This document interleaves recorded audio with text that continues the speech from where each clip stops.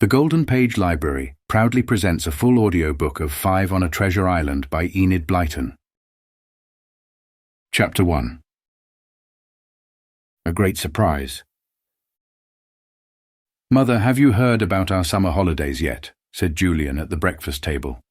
"Can we go to Polseath as usual?" "I'm afraid not," said his mother. "They are quite full up this year." The 3 children at the breakfast table looked at one another in great disappointment. They did so love the house at Polseath. The beach was so lovely there too, and the bathing was fine. "Cheer up," said Daddy. "I dare say we'll find somewhere else just as good for you. And anyway, Mother and I won't be able to go with you this year.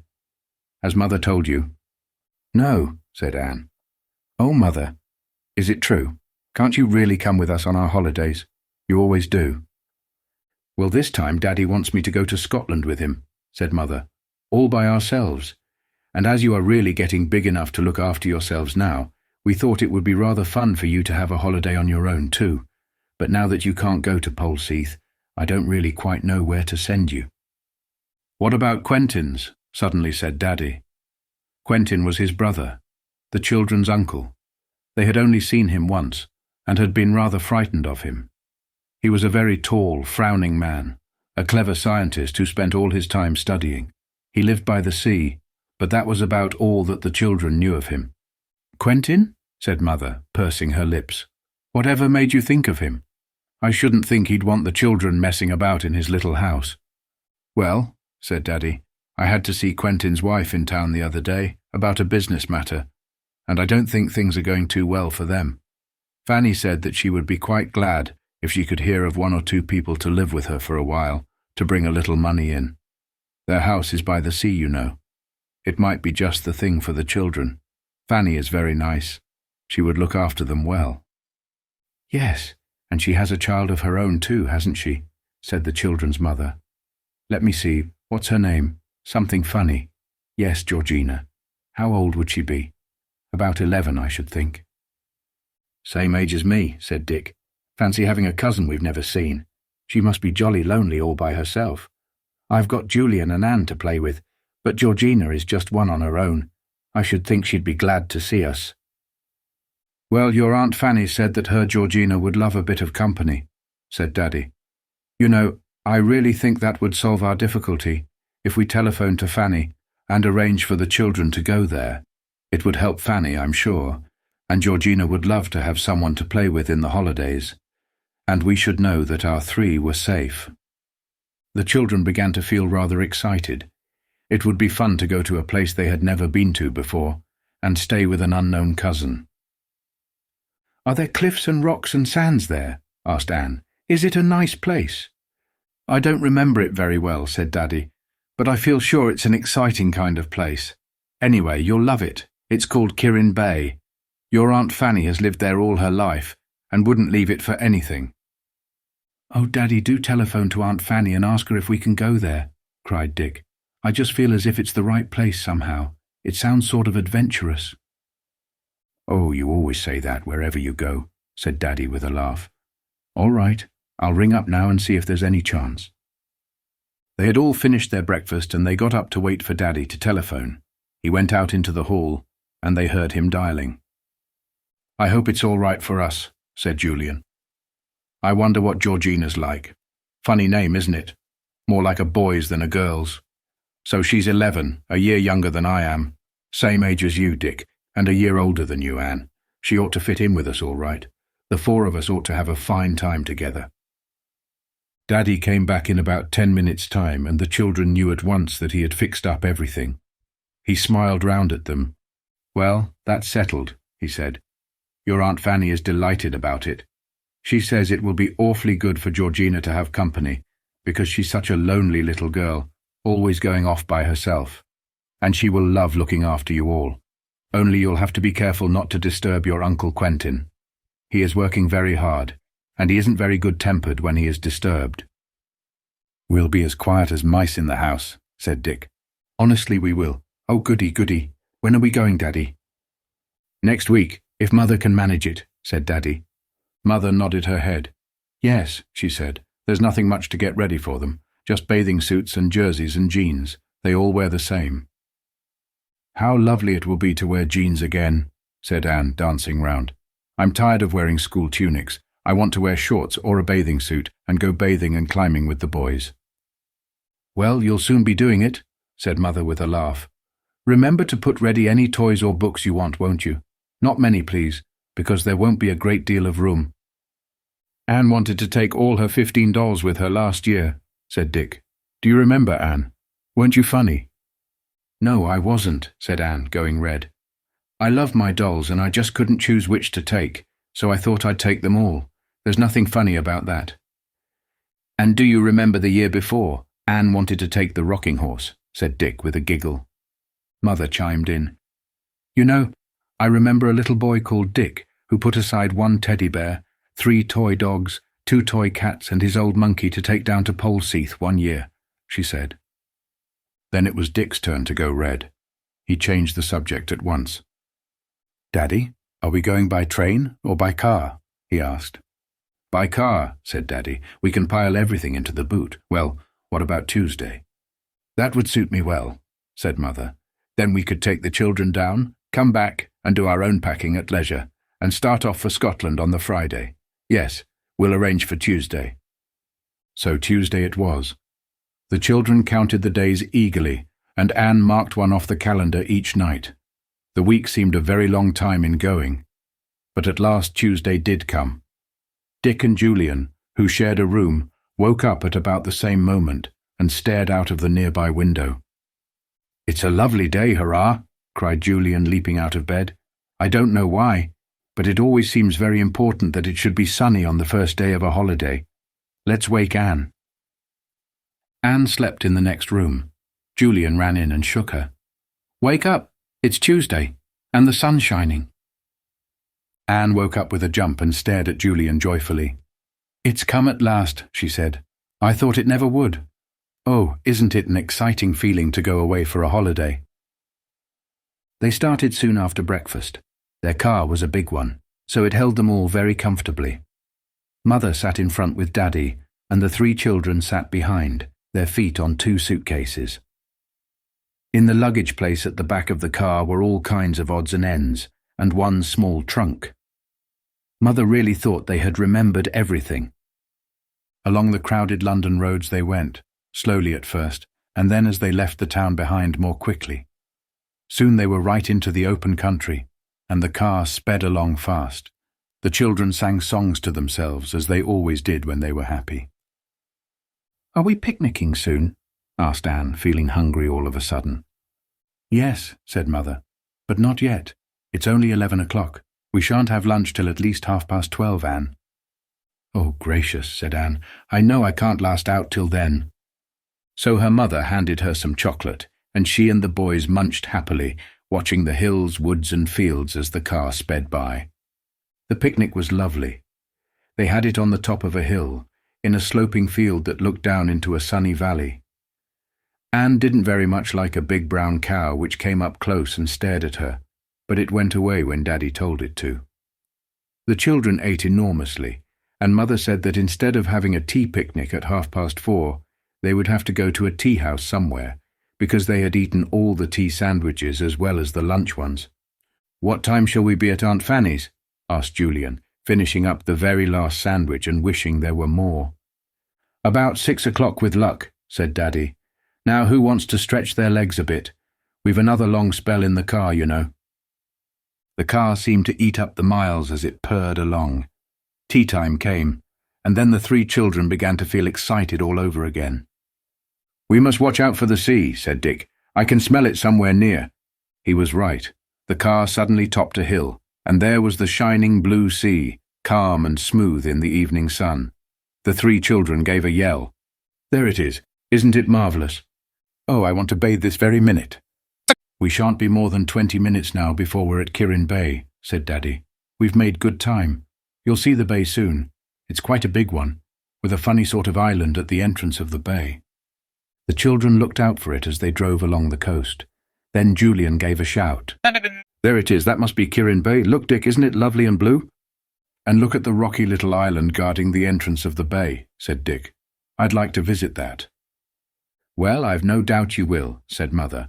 Now let's look out for Aunt Fanny's house. It's called Kirrin Cottage. They soon came to it. It stood on the low cliff overlooking the bay, and was a very old house indeed. It wasn't really a cottage, but quite a big house, built of old white stone. Roses climbed over the front of it, and the garden was full of flowers. Here's Kirrin Cottage, said Daddy, and he stopped the car in front of it.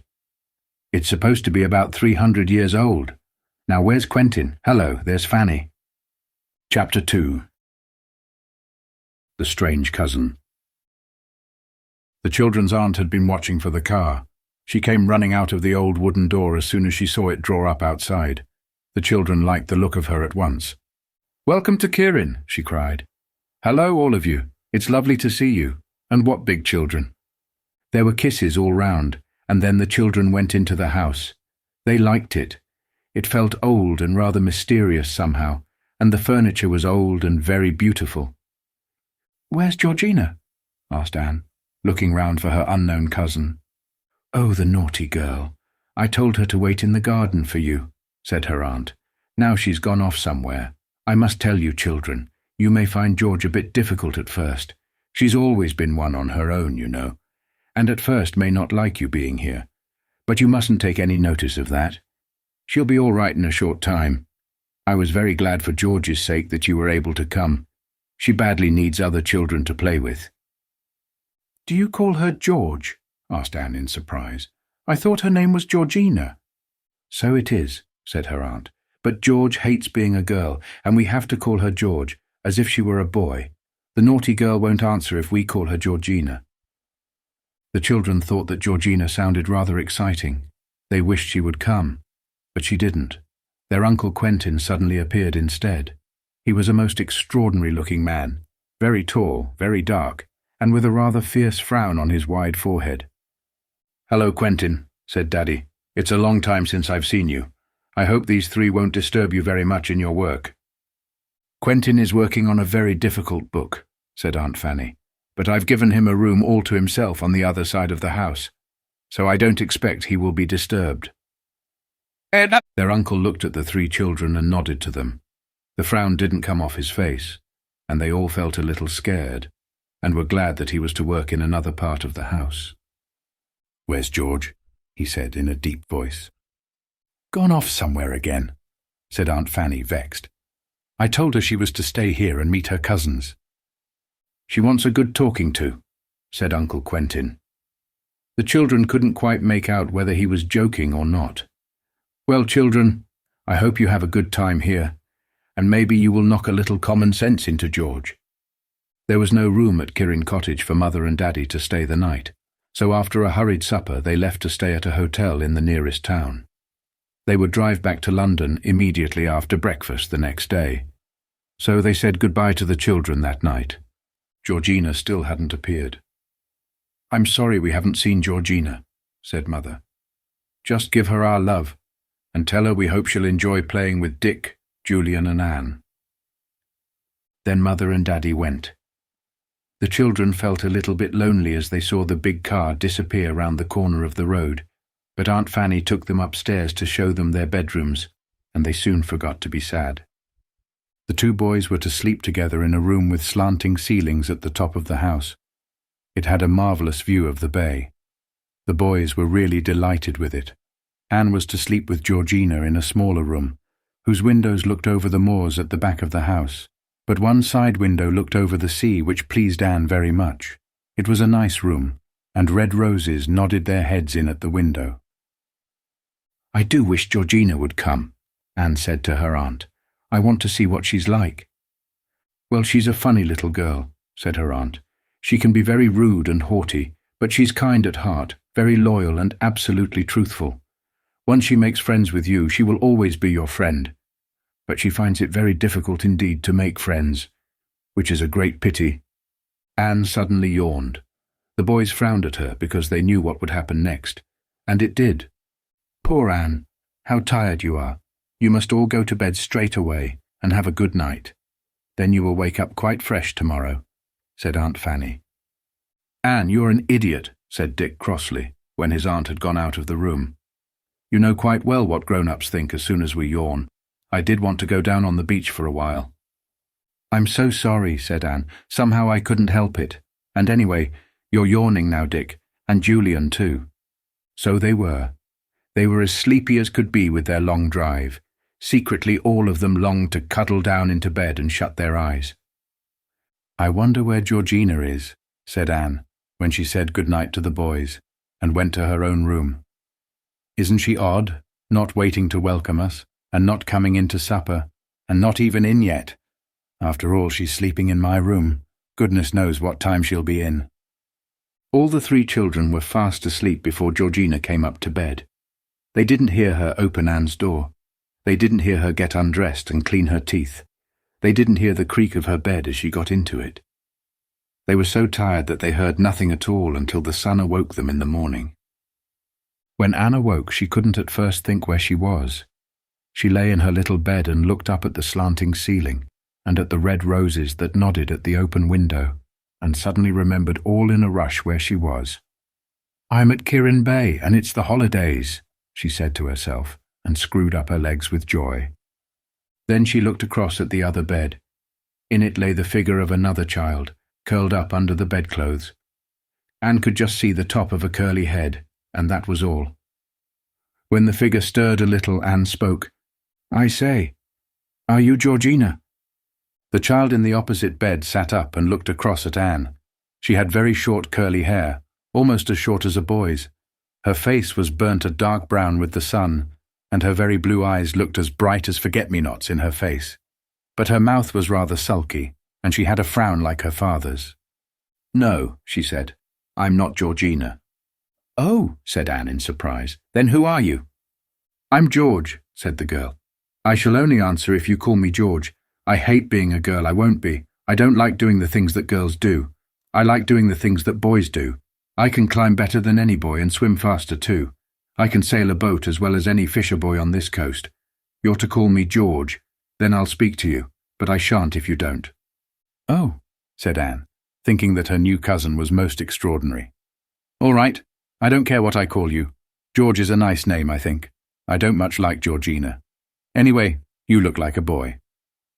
"Do I really?" said George, the frown leaving her face for a moment. "Mother was awfully cross with me when I cut my hair short. I had hair all round my neck. It was awful." The 2 girls stared at one another for a moment. "Don't you simply hate being a girl?" asked George. "No, of course not," said Anne. "You see, I do like pretty frocks, and I love my dolls, and you can't do that if you're a boy." "Pooh, fancy bothering about pretty frocks," said George in a scornful voice.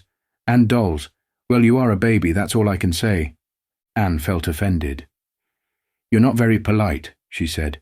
"You won't find that my brothers take much notice of you if you act as if you know everything. They're real boys, not pretend boys like you."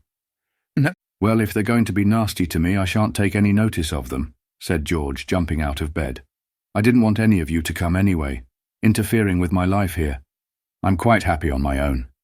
Now I've got to put up with a silly girl who likes frocks and dolls, and 2 stupid boy cousins." Anne felt that they had made a very bad beginning. She said no more, but got dressed herself too. She put on her grey jeans and a red jersey. George put on jeans too, and a boy's jersey.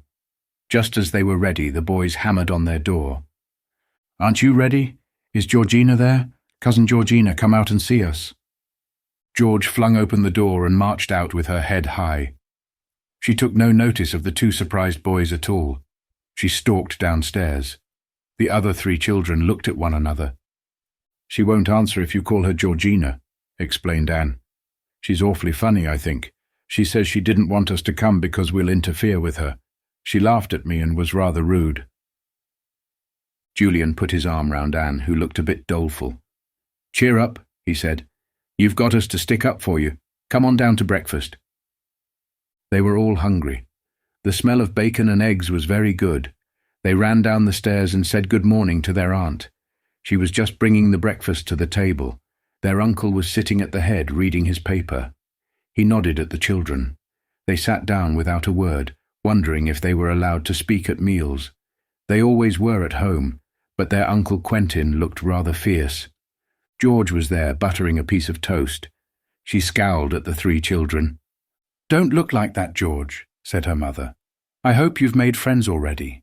It will be fun for you to play together. You must take your cousins to see the bay this morning and show them the best places to bathe." "I'm going fishing," said George. Her father looked up at once. "You are not," he said. "You are going to show a few good manners for a change and take your cousins to the bay. Do you hear me?" "Yes," said George with a scowl exactly like her father's.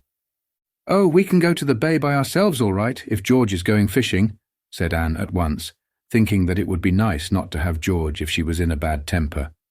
"George will do exactly as she's told," said her father. "If she doesn't, I shall deal with her." So after breakfast, 4 children got ready to go down to the beach. An easy path led down to the bay, and they ran down happily. Even George lost her frown as she felt the warmth of the sun and saw the dancing sparkles on the blue sea. "You go fishing if you want to," said Anne when they were down on the beach. "We won't tell tales on you. We don't want to interfere with you, you know. We've got ourselves for company, and if you don't want to be with us, you needn't." "But we'd like you all the same if you'd like to be with us," said Julian generously. He thought George was rude and ill-mannered, but he couldn't help rather liking the look of the straight-backed, short-haired little girl with her brilliant blue eyes and sulky mouth. George stared at him. "I'll see," she said. "I don't make friends with people just because they're my cousins, or something silly like that. I only make friends with people if I like them." "So do we," said Julian. "We may not like you, of course." "Oh," said George, as if that thought hadn't occurred to her.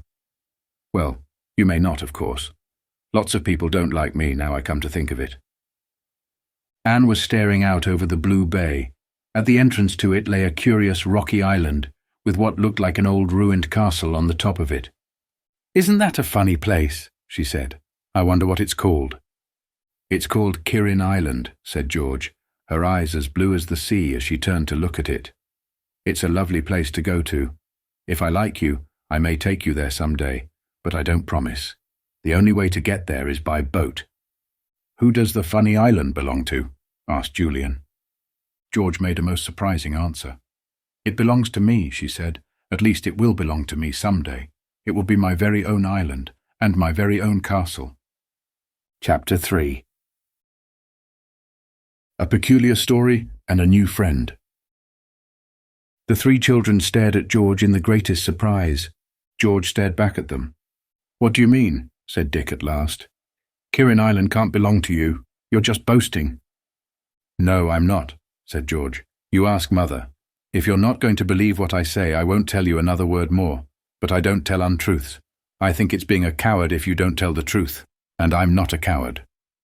Julian remembered that Aunt Fanny had said that George was absolutely truthful, and he scratched his head and looked at George again. How could she be possibly telling the truth? "Well, of course we'll believe you if you tell us the truth," he said. "But it does sound a bit extraordinary, you know. Really it does. Children don't usually own islands, even funny little ones like that." "It isn't a funny little island," said George fiercely. "It's lovely. There are rabbits there, as tame as can be, and the big cormorants sit on the other side, and all kinds of gulls go there. The castle is wonderful too, even if it is all in ruins." "It sounds fine," said Dick. "How does it belong to you, Georgina?" George glared at him and didn't answer. "Sorry," said Dick hastily. "I didn't mean to call you Georgina. I meant to call you George." "Go on, George. Tell us how the island belongs to you," said Julian, slipping his arm through his sulky little cousin's. She pulled away from him at once. "Don't do that," she said. "I'm not sure that I want to make friends with you yet." All right," said Julian, losing patience. "Be enemies or anything you like. We don't care.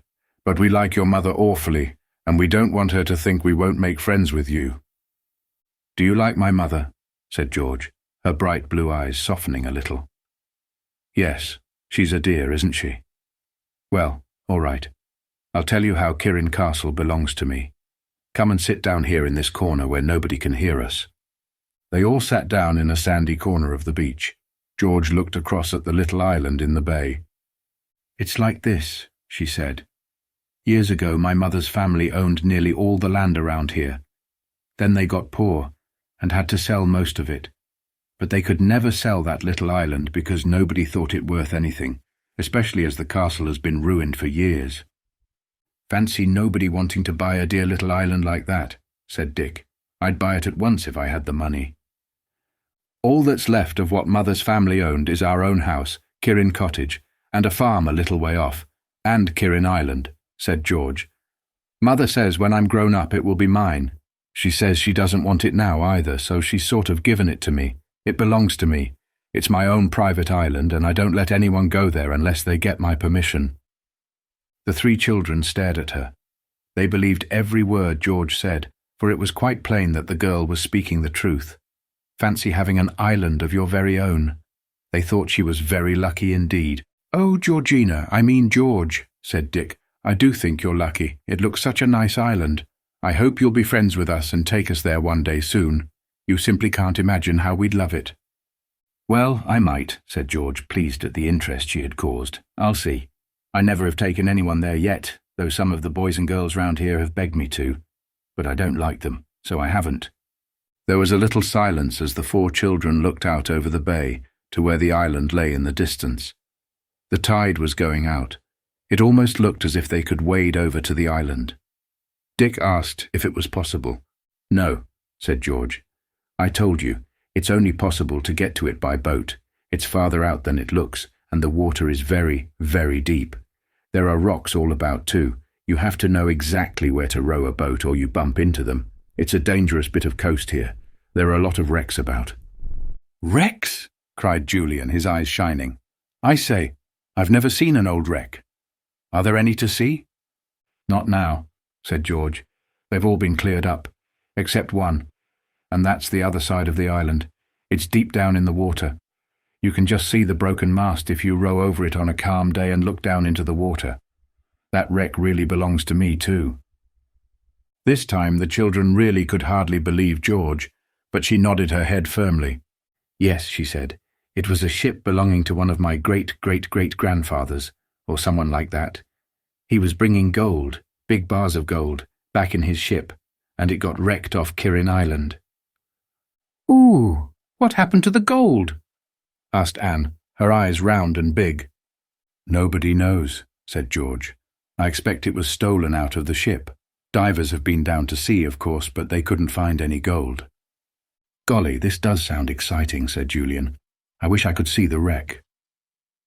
"Well, we might perhaps go this afternoon when the tide is right down," said George. "The water is so calm and clear today. We could see a bit of it." "Oh, how wonderful," said Anne. "I do so want to see a real live wreck." The others laughed.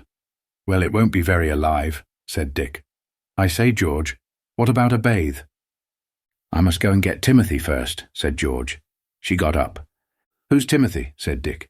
"Can you keep a secret?" asked George. "Nobody must know at home." "Well, go on, what's the secret?" asked Julian. "You can tell us. We're not sneaks." "Timothy is my very greatest friend," said George. "I couldn't do without him, but Mother and Father don't like him, so I have to keep him in secret. I'll go and fetch him."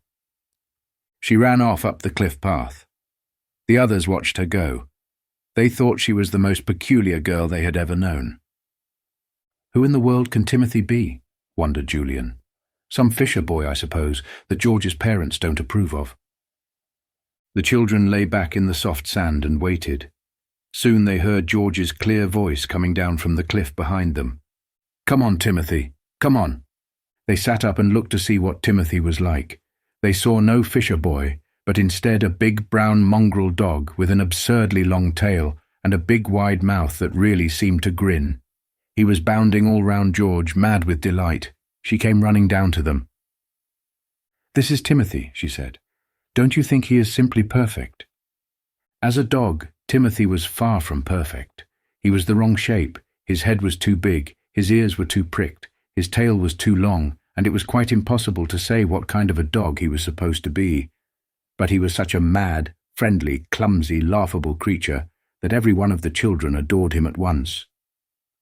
"Oh, you darling," said Anne, and got a lick on the nose.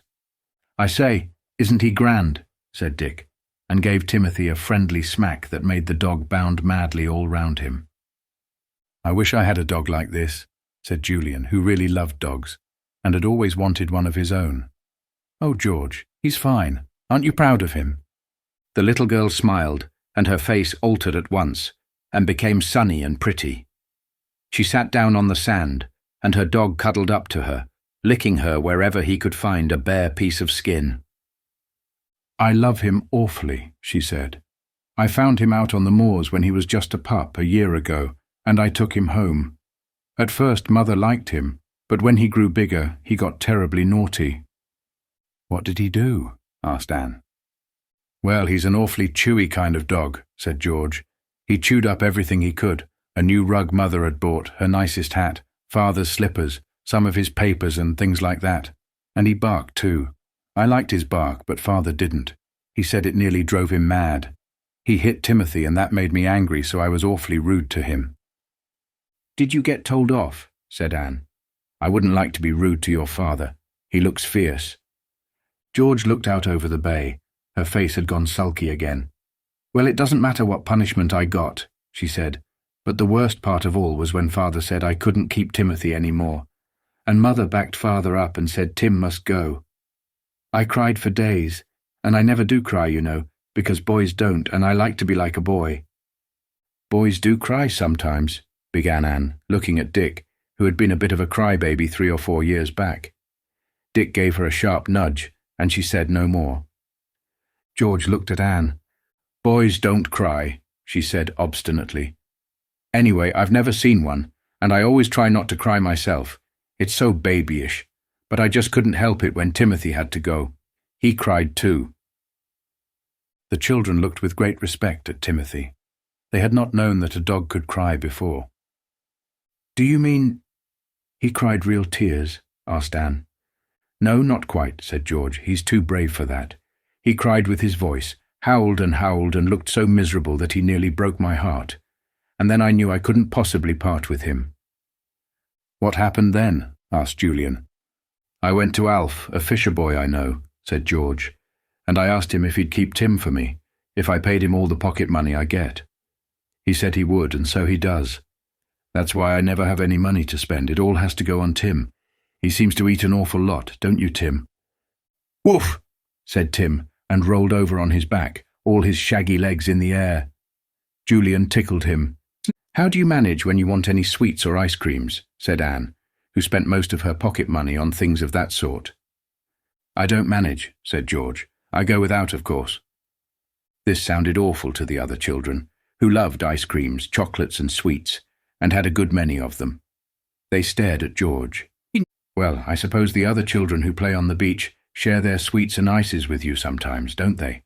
asked Julian. "I don't let them," said George. "If I can never give them any myself, it's not fair to take them. So I say no." The tinkle of an ice cream man's bell was heard in the distance. Julian felt in his pocket. He jumped up and rushed off, jingling his money.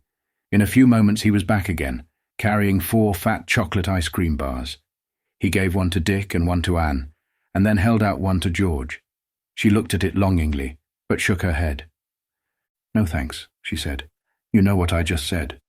I haven't any money to buy them, so I can't share mine with you, and I can't take any from you. It's mean to take from people if you can't give even a little back." "You can take from us," said Julian, trying to put the ice into George's brown hand. "We're your cousins." "No thanks," said George again, "though I do think it's nice of you." She looked at Julian out of her blue eyes, and the boy frowned as he tried to think of a way to make the obstinate little girl take the ice. Then he smiled. "Listen," he said, "you've got something we badly want to share. In fact, you've got a lot of things we'd like to share, if only you'd let us. You share those with us, and let us share things like ices with you. See?" "What things have I got that you want to share?" asked George in surprise.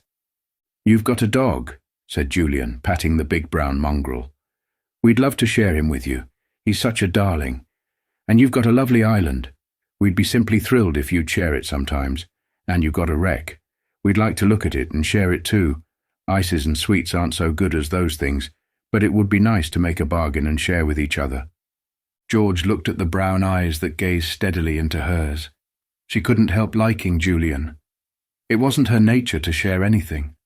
She had always been an only child, a lonely, rather misunderstood little girl, fierce and hot-tempered. She had never had any friends of her own. Timothy looked up at Julian and saw that he was offering something nice and chocolatey to George. He jumped up and licked the boy with his friendly tongue. "There you are, you see. Tim wants to be shared," said Julian with a laugh. "It would be nice for him to have 3 new friends." "Yes, it would," said George, giving in suddenly and taking the chocolate bar. "Thank you, Julian. I will share with you, but promise you'll never tell anyone at home that I'm still keeping Timothy." "Of course we'll promise," said Julian, "but I can't imagine that your father or mother would mind, so long as Tim doesn't live in their house. How's the ice? Is it nice?" "Ooh, the loveliest one I've ever tasted," said George, nibbling at it. "It's so cold. I haven't had one this year. It's simply delicious." Timothy tried to nibble it too. George gave him a few crumbs at the end. Then she turned and smiled at the 3 children. "You're nice," she said. "I'm glad you've come after all. Let's take a boat out this afternoon and row round the island to have a look at the wreck, shall we?" "Rather," said all 3 at once, and even Timothy wagged his tail as if he understood. Chapter 4. An exciting afternoon.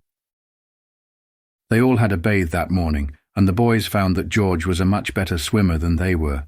She was very strong and very fast, and she could swim under water too, holding her breath for ages. "You're jolly good," said Julian admiringly. "It's a pity Anne isn't a bit better. Anne, you'll have to practice your swimming strokes hard, or you'll never be able to swim out as far as we do." They were all very hungry at lunchtime. They went back up the cliff path, hoping there would be lots to eat, and there was. Cold meat and salad, plum pie and custard and cheese afterwards. How the children tucked in.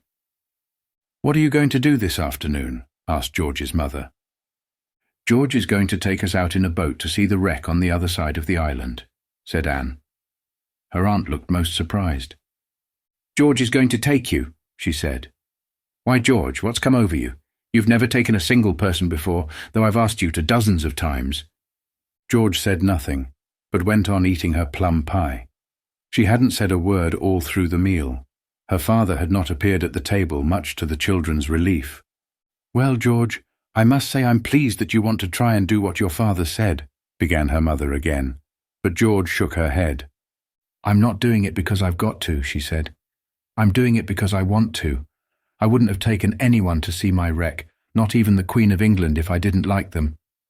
Her mother laughed. "Well, it's good news that you like your cousins," she said. "I hope they like you."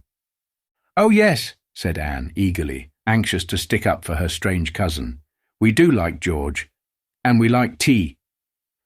She was just about to say that they liked Timothy too, when she got such a kick on her ankle that she cried out in pain and the tears came into her eyes. George glared at her. "George, why did you kick Anne like that when she was saying nice things about you?" cried her mother. "Leave the table at once. I won't have such behaviour." George left the table without a word. She went out into the garden. She had just taken a piece of bread and cut herself some cheese. It was all left on her plate. The other 3 stared at it in distress. Anne was upset. How could she have been so silly as to forget she mustn't mention Tim? "Oh, please call George back," she said. "She didn't mean to kick me. It was an accident." But her aunt was very angry with George. "Finish your meal," she said to the others. "I expect George will go into a sulk now. Dear, dear, she is such a difficult child." The others didn't mind about George going into a sulk. What they did mind was that George might refuse to take them to see the wreck now. They finished the meal in silence. Their aunt went to see if Uncle Quentin wanted any more pie. He was having his meal in the study by himself. As soon as she had gone out of the room, Anne picked up the bread and cheese from George's plate and went out into the garden. The boys didn't scold her. They knew that Anne's tongue very often ran away with her, but she always tried to make up for it afterwards. They thought it was very brave of her to go and find George. George was lying on her back under a big tree in the garden. Anne went up to her. "I'm sorry I nearly made a mistake, George," she said. "Here's your bread and cheese. I've brought it for you. I promise I'll never forget not to mention Tim again." George sat up. "I've a good mind not to take you to see the wreck," she said. "Stupid baby." Anne's heart sank. This was what she had feared. "Well," she said, "you needn't take me, of course. But you might take the boys, George. After all, they didn't do anything silly. And anyway, you gave me an awful kick. Look at the bruise." George looked at it.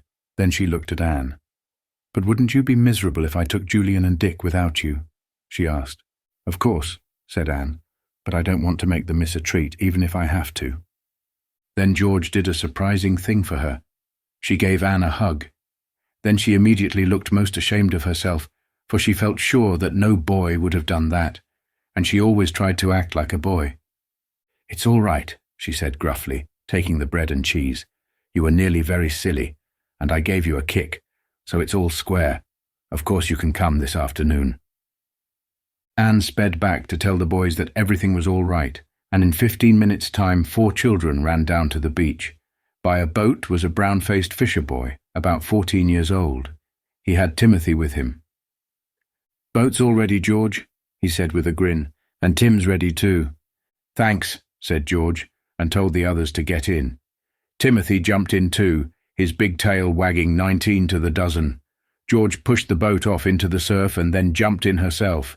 She took the oars. She rowed splendidly, and the boat shot along over the blue bay. It was a wonderful afternoon, and the children loved the movement of the boat over the water. Timothy stood at the prow and barked whenever a wave reared its head. "He's funny on a wild day," said George, pulling hard. "He barks madly at the big waves and gets so angry if they splash him. He's an awfully good swimmer." "Isn't it nice to have a dog with us?" said Anne, anxious to make up for her mistake. "I do so like him." "Woof," said Timothy in his deep voice and turned round to lick Anne's ear. "I'm sure he knew what I said," said Anne in delight. "Of course he did," said George. "He understands every single word." "I say, we're getting near to your island now," said Julian in excitement. "It's bigger than I thought. And isn't the castle exciting?" They drew near to the island, and the children saw that there were sharp rocks all round about it. Unless anyone knew exactly the way to take, no boat or ship could possibly land on the shore of the rocky little island.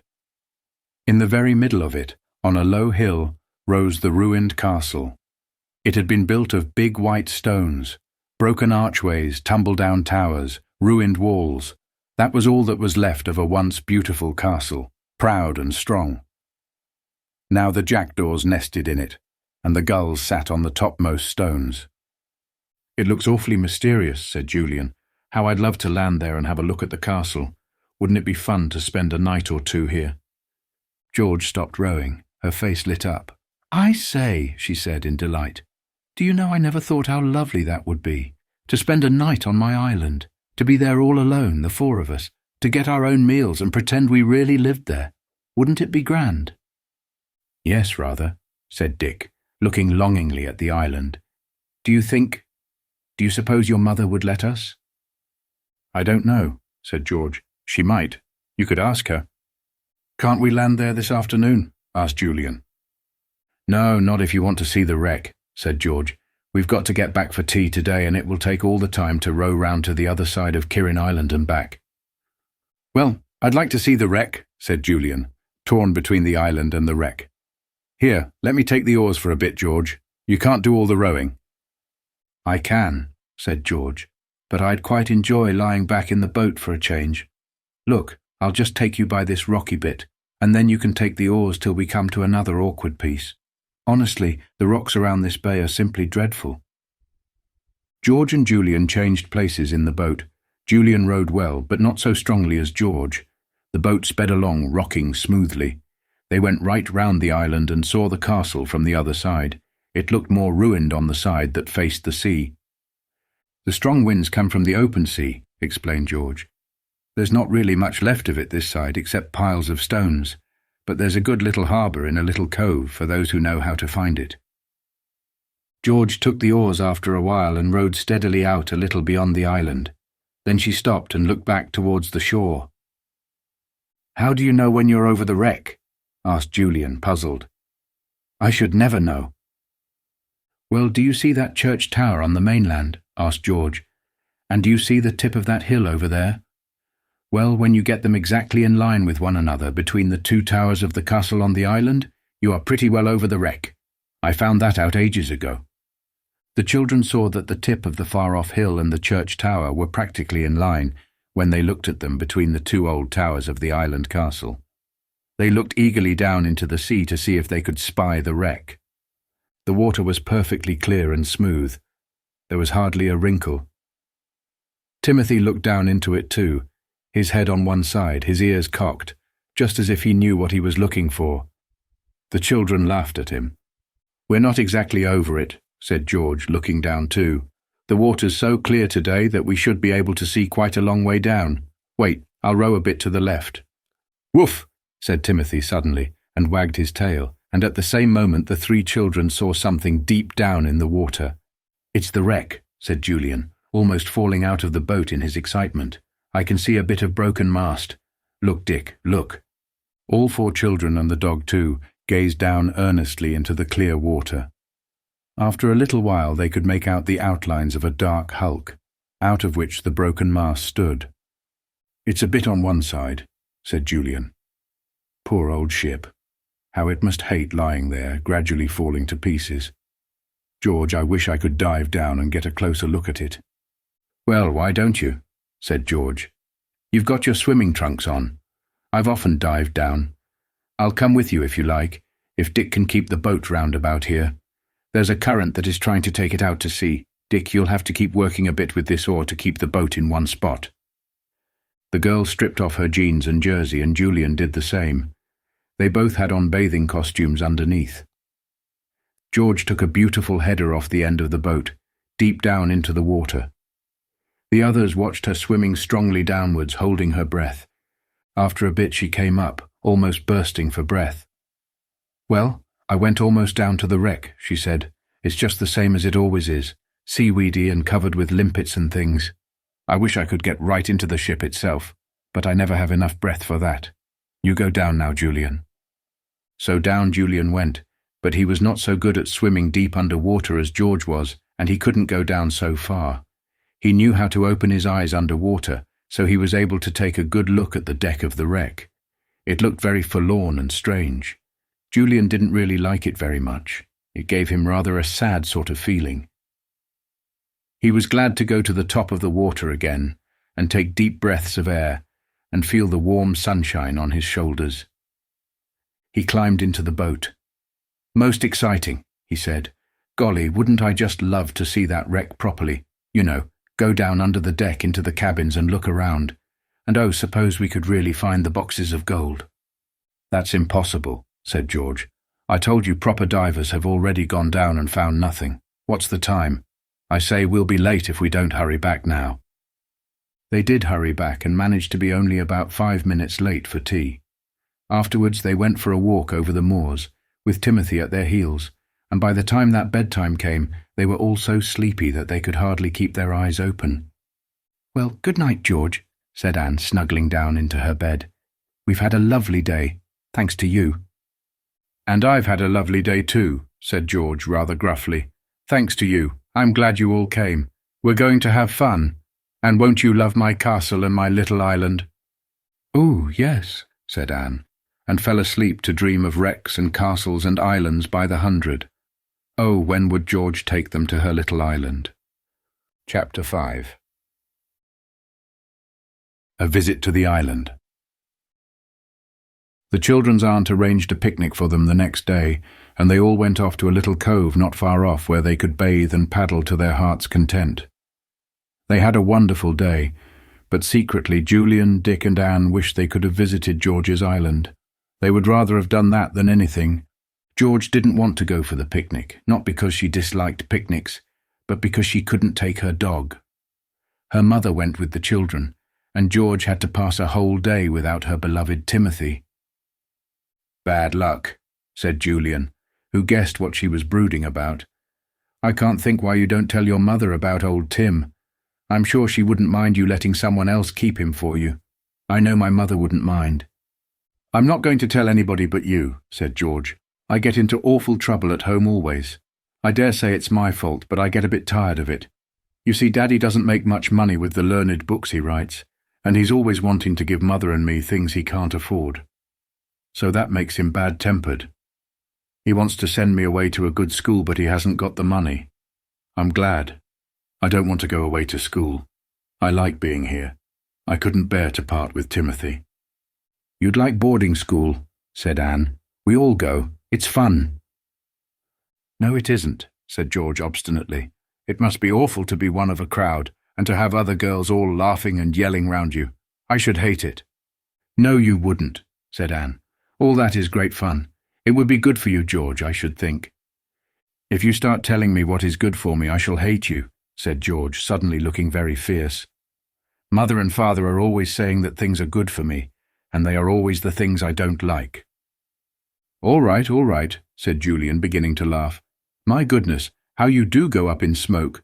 Honestly, I believe anyone could light a cigarette from the sparks that fly from your eyes."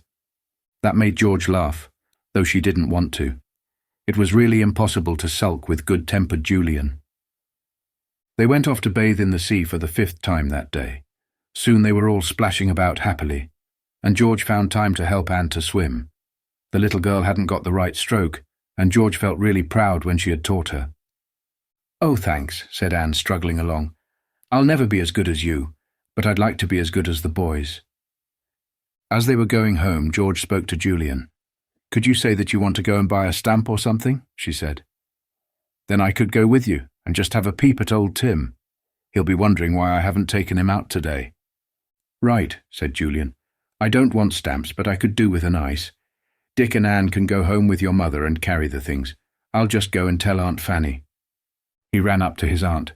"Do you mind if I go and buy some ice creams?" he asked. "We haven't had one today. I won't be long. Can George go with me?" "I don't expect she will want to," said his aunt, "but you can ask her." "George, come with me," yelled Julian, setting off to the little village at a great pace. George gave a sudden grin and ran after him. She soon caught him up and smiled gratefully at him. "Thanks," she said. "You go and get the ice creams, and I'll have a look at Tim." They parted. Julian bought 4 ice creams and turned to go home. He waited about for George, who came running up after a few minutes. Her face was glowing. "He's all right," she said. "And you can't imagine how pleased he was to see me. He nearly jumped over my head. I say, another ice cream for me. You really are a sport, Julian. I'll have to share something with you quickly. What about going to my island tomorrow?" "Golly," said Julian, his eyes shining. "That would be marvellous. Will you really take us tomorrow? Come on, let's tell the others." The 4 children sat in the garden eating their ices. Julian told them what George had said. They all felt excited. George was pleased. She had always felt quite important before when she had haughtily refused to take any of the other children to see Kirrin Island, but it felt much nicer somehow to have consented to row her cousins there. "I used to think it was much nicer always to do things on my own," she thought, as she sucked the last bits of her ice. "But it's going to be fun doing things with Julian and the others." The children were sent to wash themselves and to get tidy before supper. They talked eagerly about the visit to the island next day. Their aunt heard them and smiled. "Well, I really must say I'm pleased that George is going to share something with you," she said. "Would you like to take your dinner there and spend the day? It's hardly worthwhile rowing all the way there and landing unless you are going to spend some hours there." "Oh, Aunt Fanny, it would be marvellous to take our dinner," cried Anne. George looked up. "Are you coming too, Mother?" she asked. "You don't sound at all as if you want me to," said her mother in a hurt tone. "You looked cross yesterday too when you found I was coming. No, I shan't come tomorrow, but I'm sure your cousins must think you are an odd girl never to want your mother to go with you." George said nothing. She hardly ever did say a word when she was scolded. The other children said nothing too. They knew perfectly well that it wasn't that George didn't want her mother to go. It was just that she wanted Timothy with her. "Anyway, I couldn't come," went on Aunt Fanny. "I've some gardening to do. You'll be quite safe with George. She can handle a boat like a man." The 3 children looked eagerly at the weather the next day when they got up. The sun was shining and everything seemed splendid. "Isn't it a marvellous day?" said Anne to George as they dressed. "I'm so looking forward to going to the island." "Well, honestly, I think really we oughtn't to go," said George unexpectedly. "Oh, but why?" cried Anne in dismay. "I think there's going to be a storm or something," said George, looking out to the southwest. "But George, why do you say that?" said Anne impatiently. "Look at the sun, and there's hardly a cloud in the sky." "The wind is wrong," said George. "And can't you see the little white tops of the waves out there by my island? That's always a bad sign." "Oh, George, it will be the biggest disappointment of our lives if we don't go today," said Anne, who couldn't bear any disappointment, big or small. "And besides," she added artfully, "if we hang about the house afraid of a storm, we shan't be able to have dear old Tim with us." "Yes, that's true," said George. "All right, we'll go. But mind, if a storm does come, you're not to be a baby. You're to try and enjoy it and not be frightened." "Well, I don't much like storms," began Anne, but stopped when she saw George's scornful look. They went down to breakfast, and George asked her mother if they could take their dinner as they had planned. "Yes," said her mother. "You and Anne can help to make the sandwiches. You boys can go into the garden and pick some ripe plums to take with you. Julian, you can go down to the village when you've done that and buy some bottles of lemonade or ginger beer, whichever you like." "Ginger pop for me, thanks," said Julian, and everyone else said the same.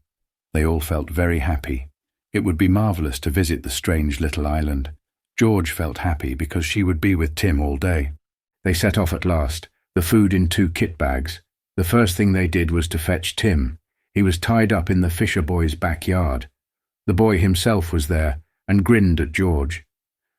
"Morning, Master George," he said.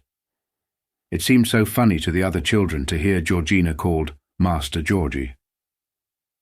"Tim's been barking his head off for you. I guess he knew you were coming for him today." "Of course he did," said George, untying him. He at once went completely mad and tore round and round the children, his tail down and his ears flat. "He'd win any race if only he were a greyhound," said Julian admiringly. "You can hardly see him for dust. Tim, hey Tim, come and say good morning." Tim leapt up and licked Julian's left ear as he passed on his whirlwind way. Then he sobered down and ran lovingly by George as they all made their way to the beach. He licked George's bare legs every now and again, and she pulled at his ears gently. They got into the boat and George pushed off. The fisher boy waved to them. "You won't be very long, will you?" he called. "There's a storm blowing up. Bad one it'll be too." "I know," shouted back George. "But maybe we'll get back before it begins. It's pretty far off yet." George rowed all the way to the island. Tim stood at each end of the boat in turn, barking when the waves reared up at him. The children watched the island coming closer and closer. It looked even more exciting than it had the other day. "George, where are you going to land?" asked Julian. "I simply can't imagine how you know your way in and out of these awful rocks. I'm afraid every moment we'll bump into them."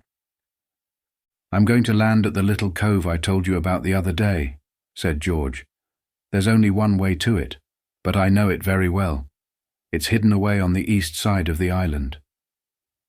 The girl cleverly worked her boat in and out of the rocks, and suddenly, as it rounded a low wall of sharp rocks, the children saw the cove she had spoken of. It was like a natural little harbour, and was a smooth inlet of water running up to a stretch of sand, sheltered between high rocks. The boat slid into the inlet, and at once stopped rocking, for here the water was like glass, and had hardly a wrinkle. "I say, this is fine," said Julian, his eyes shining with delight. George looked at him, and her eyes shone too, as bright as the sea itself. It was the first time she had ever taken anyone to her precious island, and she was enjoying it. They landed on the smooth yellow sand. "We're really on the island," said Anne, and she capered about, Tim joining her and looking as mad as she did. The others laughed. George pulled the boat high up on the sand. "Why so far up?" said Julian, helping her. "The tide's almost in, isn't it? Surely it won't come as high as this." "I told you I thought a storm was coming," said George. "If one does, the waves simply tear up this inlet, and we don't want to lose our boat, do we?" "Let's explore the island. Let's explore the island," yelled Anne, who was now at the top of the little natural harbour, climbing up the rocks there. "Oh, do come on." They all followed her. It really was a most exciting place. Rabbits were everywhere. They scuttled about as the children appeared, but did not go into their holes. "Aren't they awfully tame?" said Julian in surprise. "Well, nobody ever comes here but me," said George, "and I don't frighten them. Tim, if you go after the rabbits, I'll be furious." Tim turned big, sorrowful eyes onto George. He and George agreed about every single thing except rabbits. To Tim, rabbits were made for one thing, to chase. He never could understand why George wouldn't let him do this. But he held himself in and walked solemnly by the children, his eyes watching the lolloping rabbits longingly. "I believe they would almost eat out of my hand," said Julian. But George shook her head. "No, I've tried that with them," she said. "They won't. Look at those baby ones, aren't they lovely?" "Woof," said Tim, agreeing, and he took a few steps towards them. George made a warning noise in her throat, and Tim walked back, his tail down. "There's the castle," said Julian. "Shall we explore that now? I do want to." "Yes, we will," said George. "Look, that is where the entrance used to be, through that big broken archway." The children gazed at the enormous old archway, now half broken down. Behind it were ruined stone steps leading towards the centre of the castle. "It had strong walls all round it, with 2 towers," said George. "One tower is almost gone, as you can see, but the other is not so bad. The jackdaws build in that every year. They've almost filled it up with their sticks." As they came near to the better tower of the 2, the jackdaws circled round them with loud cries of "Chack, chack, chack." Tim leapt into the air as if he thought he could get them, but they only called mockingly to him. "This is the centre of the castle," said George, as they entered through a ruined doorway into what looked like a great yard, whose stone floor was now overgrown with grass and other weeds. "Here is where the people used to live. You can see where the rooms were. Look, there's one almost whole there. Go through that little door, and you'll see it." They trooped through a doorway and found themselves in a dark, stone-walled, stone-roofed room, with a space at one end where a fireplace must have been. 2 slit-like windows lit the room. It felt very strange and mysterious. "What a pity it's all broken down," said Julian, wandering out again. "That room seems to be the only one quite whole. There are some others here, but all of them seem to have either no roof or one or other of the walls gone. That room is the only livable one. Was there an upstairs to the castle, George?" "Of course," said George, "but the steps that led up are gone. Look, you can see part of an upstairs room there by the jackdaw tower. You can't get up to it, though, because I've tried. I nearly broke my neck trying to get up. The stones crumble away so." "Were there any dungeons?" asked Dick. "I don't know," said George. "I expect so, but nobody could find them now. Everywhere is so overgrown." It was indeed overgrown. Big blackberry bushes grew here and there, and a few gorse bushes forced their way into gaps and corners. The coarse green grass sprang everywhere, and pink thrift grew its cushions in holes and crannies. "Well, I think it's a perfectly lovely place," said Anne. "Perfectly and absolutely lovely." "Do you really?" said George, pleased. "I'm so glad. Look, we're right on the other side of the island now, facing the sea. Do you see those rocks with those peculiar big birds sitting there?" The children looked. They saw some rocks sticking up, with great black shining birds sitting on them in strange positions. "They are cormorants," said George. "They've caught plenty of fish for their dinner, and they're sitting there digesting it. Hello, they're all flying away. I wonder why." She soon knew, for from the southwest there suddenly came an ominous rumble. "Thunder," said George. "That's the storm. It's coming sooner than I thought." Chapter 6. What the storm did. The 4 children stared out to sea. They had all been so interested in exploring the exciting old castle that not one of them had noticed the sudden change in the weather. Another rumble came. It sounded like a big dog growling in the sky. Tim heard it and growled back, sounding like a small roll of thunder himself. "My goodness, we're in for it now," said George, half alarmed. "We can't get back in time, that's certain.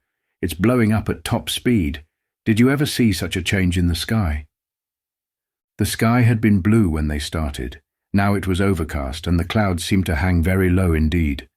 They scudded along as if someone was chasing them, and the wind howled round in such a mournful way that Anne felt quite frightened. "It's beginning to rain," said Julian, feeling an enormous drop spatter on his outstretched hand.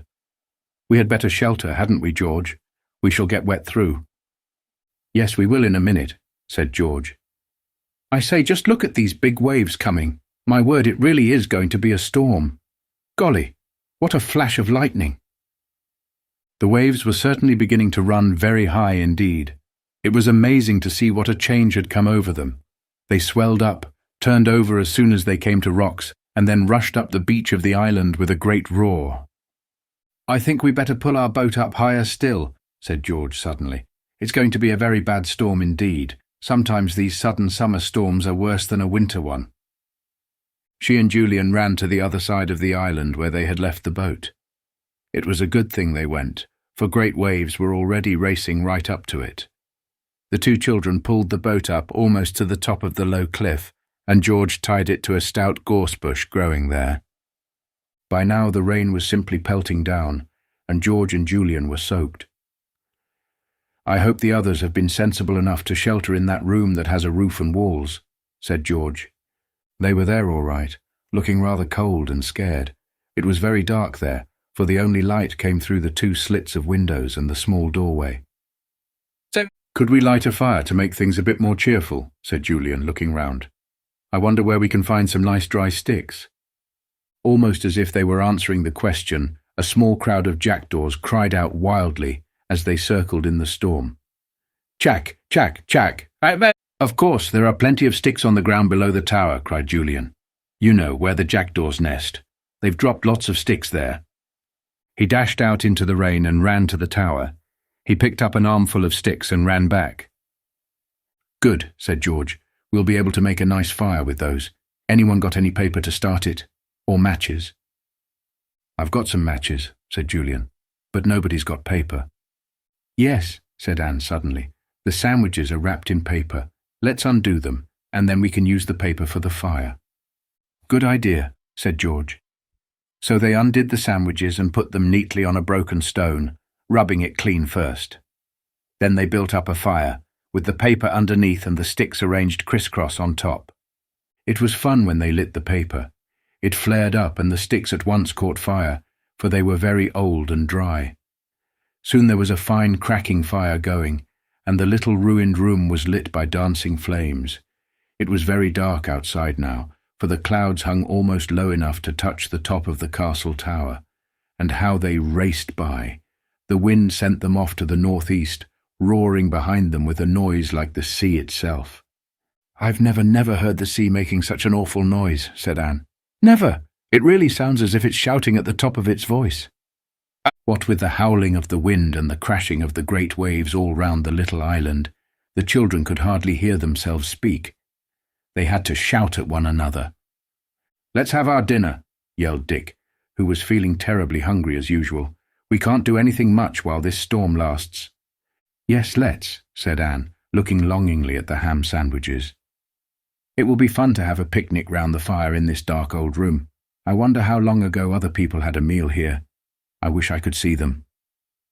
"Well, I don't," said Dick, looking round half scared as if he expected to see the old-time people walk in to share their picnic. It's quite a strange enough day without wanting things like that to happen. They all felt better when they were eating the sandwiches and drinking the ginger beer. The fire flared up as more and more sticks caught and gave out quite a pleasant warmth, for now that the wind had got up so strongly, the day had become cold. "We'll take it in turns to fetch sticks," said George. But Anne didn't want to go alone. She was trying her best not to show that she was afraid of the storm, but it was more than she could do to go out of the cosy room into the rain and thunder by herself. Tim didn't seem to like the storm either. He sat close by George, his ears cocked, and growled whenever the thunder rumbled. The children fed him with titbits and he ate them eagerly, for he was hungry too. All the children had 4 biscuits each.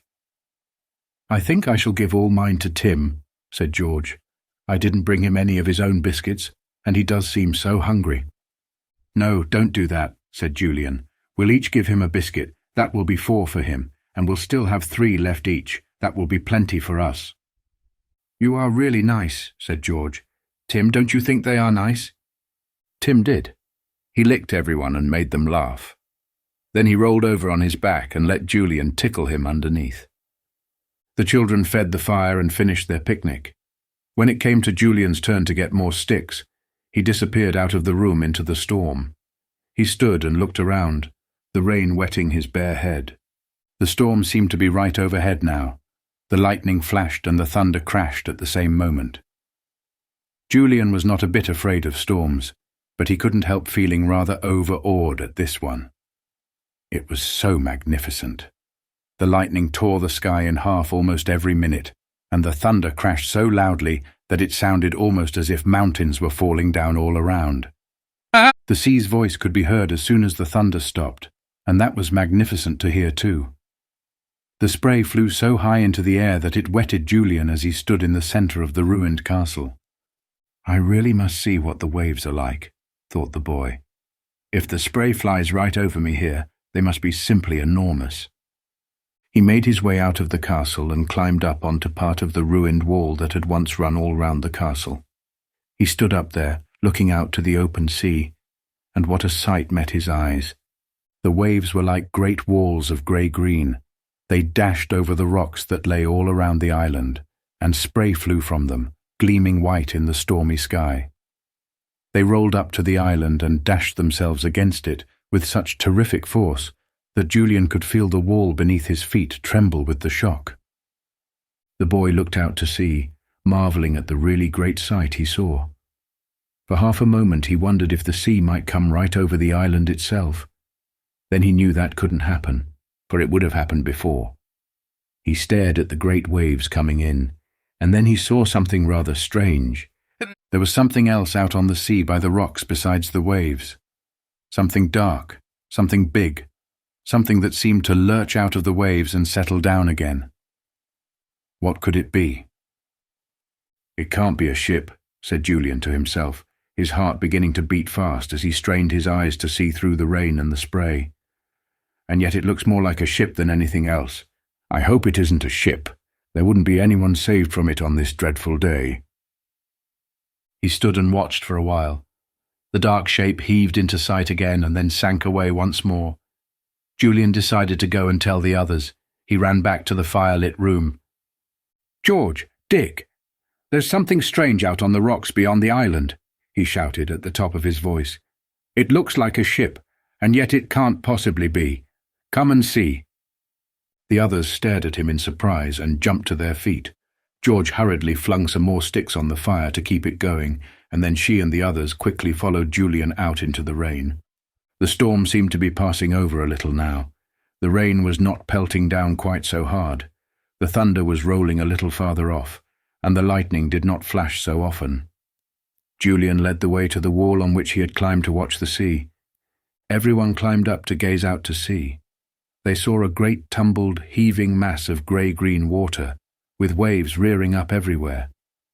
Their tops broke over the rocks and they rushed up to the island as if they would gobble it whole. Anne slipped her arm through Julian's. She felt rather small and scared. "You're all right, Anne," said Julian loudly. "Now just watch. You'll see something strange in a minute." They all watched. At first they saw nothing, for the waves reared up so high that they hid everything a little way out. Then suddenly George saw what Julian meant. "Gracious!" she shouted. "It is a ship." "Yes, it is. Is it being wrecked?" "It's a big ship, not a sailing boat or fishing smack." "Oh, is anyone in it?" wailed Anne. The 4 children watched, and Tim began to bark as he saw the strange dark shape lurching here and there in the enormous waves. The sea was bringing the ship nearer to shore. "It will be dashed onto those rocks," said Julian suddenly. "Look, there it goes." As he spoke there came a tremendous crashing, splintering sound, and the dark shape of the ship settled down onto the sharp teeth of the dangerous rocks on the southwest side of the island. It stayed there, shifting only slightly as the big waves ran under it and lifted it a little. "She's stuck there," said Julian. "She won't move now. The sea will soon be going down a bit, and then the ship will find herself held by those rocks." As he spoke, a ray of pale sunshine came wavering out between a gap in the thinning clouds. It was gone almost at once. "Good," said Dick, looking upwards. "The sun will be out again soon. We can warm ourselves then and get dry, and maybe we can find out what that poor ship is." "Oh, Julian, I do so hope there was nobody in it. I hope they've all taken to boats and got safely to land." The clouds thinned out a little more. The wind stopped roaring and dropped to a steady breeze. The sun shone out again for a longer time, and the children felt its welcome warmth. They all stared at the ship on the rocks. The sun shone on it and lighted it up. "There's something odd about it somehow," said Julian slowly. "Something awfully odd. I've never seen a ship quite like it." George was staring at it with a strange look in her eyes. She turned to face the three children, and they were astonished to see the bright gleam in her blue eyes. The girl looked almost too excited to speak. "What is it?" asked Julian, catching hold of her hand. "Julian, oh Julian, it's my wreck!" she cried in a high, excited voice. "Don't you see what's happened? The storm has lifted the ship up from the bottom of the sea and has lodged it on those rocks. It's my wreck." The others saw at once that she was right. It was the old wrecked ship. No wonder it looked peculiar. No wonder it looked so old and dark and such a strange shape. It was the wreck, lifted high out of its sleeping place and put on the rocks nearby. "George, we shall be able to row out and get into the wreck now," shouted Julian. "We shall be able to explore it from end to end. We may find the boxes of gold. Oh, George." Chapter 7. Back to Kirrin Cottage. The four children were so tremendously surprised and excited that for a minute or two they didn't say a word. They just stared at the dark hulk of the old wreck, imagining what they might find. Then Julian clutched George's arm and pressed it tightly. "Isn't this wonderful?" he said. "Oh, George, isn't it an extraordinary thing to happen?" Still George said nothing, but stared at the wreck, all kinds of thoughts racing through her mind. Then she turned to Julian. "If only the wreck is still mine now it's thrown up like this," she said. "I don't know if wrecks belong to the Queen or anyone, like lost treasure does, but after all, the ship did belong to our family. Nobody bothered much about it when it was down under the sea. But do you suppose people will still let me have it for my own now it's thrown up?" "Well, don't let's tell anyone," said Dick. "Don't be silly," said George. "One of the fishermen is sure to see it when his ship goes slipping out of the bay. The news will soon be out." "Well then, we'd better explore it thoroughly ourselves before anyone else does," said Dick eagerly. "No one knows about it yet, only us. Can't we explore it as soon as the waves go down a bit?" "We can't wade out to the rocks if that's what you mean," said George. "We might get there by boat, but we couldn't possibly risk it now while the waves are so big. They won't go down today, that's certain. The wind is still too strong." "Well, what about tomorrow morning early?" said Julian. "Before anyone has got to know about it. I bet if only we can get into the ship first, we can find anything there is to find." "Yes, I expect we could," said George. "I told you divers had been down and explored the ship as thoroughly as they could, but of course it is difficult to do that properly underwater. We might find something they've missed. Oh, this is like a dream. I can't believe it's true that my old wreck has come up from the bottom of the sea like that." The sun was now properly out, and the children's wet clothes dried in its hot rays. They steamed in the sun, and even Tim's coat sent up a mist too. He didn't seem to like the wreck at all, and growled deeply at it. "You are funny, Tim," said George, patting him. "It won't hurt you. What do you think it is?" "He probably thinks it's a whale," said Anne with a laugh. "Oh, George, this is the most exciting day of my life. Oh, can't we possibly take the boat and see if we can get to the wreck?" "No, we can't," said George. "I only wish we could. But it's quite impossible, Anne. For one thing, I don't think the wreck has quite settled down on the rocks yet, and maybe it won't till the tide has gone down. I can see it lifting a little still when an extra big wave comes. It would be dangerous to go into it yet. And for another thing, I don't want my boat smashed to bits on the rocks and us thrown into that wild water. That's what would happen. We must wait till tomorrow. It's a good idea to come early. I expect lots of grown-ups will think it's their business to explore it." "No." The children watched the old wreck for a little time longer, and then went all round the island again. It was certainly not very large, but it really was exciting, with its rocky little coast, its quiet inlet where their boat was, The ruined castle, the circling jackdaws, and the scampering rabbits everywhere. "I do love it," said Anne. "I really do. It's just small enough to feel like an island. Most islands are too big to feel like islands. I mean, Britain is an island, but nobody living on it could possibly know it unless they were told. Now this island really feels like one, because wherever you are, you can see to the other side of it. I love it." George felt very happy. She had often been on her island before, but always alone except for Tim. She had always vowed that she never would take anyone there, because it would spoil her island for her. But it hadn't been spoilt. It had made it much nicer. For the first time, George began to understand that sharing pleasures doubles their joy. "We'll wait till the waves go down a bit, then we'll go back home," she said. "I rather think there's some more rain coming, and we'll only get soaked through. We shan't be back till tea time as it is, because we'll have a long pull against the outgoing tide." All the children felt a little tired after the excitements of the morning. They said very little as they rowed home. Everyone took turns at rowing except Anne, who was not strong enough with the oars to row against the tide. They looked back at the island as they left it. They couldn't see the wreck because that was on the opposite side, facing the open sea. "It's just as well it's there," said Julian. "No one can see it yet. Only when a boat goes out to fish will it be seen. And we shall be there as early as any boat goes out. I vote we get up at dawn." "Well, that's pretty early," said George. "Can you wake up? I'm often out at dawn, but you're not used to it." "Of course we can wake up," said Julian. "Well, here we are back at the beach again, and I'm jolly glad. My arms are awfully tired, and I'm so hungry I could eat a whole larder full of things." "Woof," said Tim, quite agreeing. "I'll have to take Tim to Alf," said George, jumping out of the boat. "You get the boat in, Julian. I'll join you in a few minutes."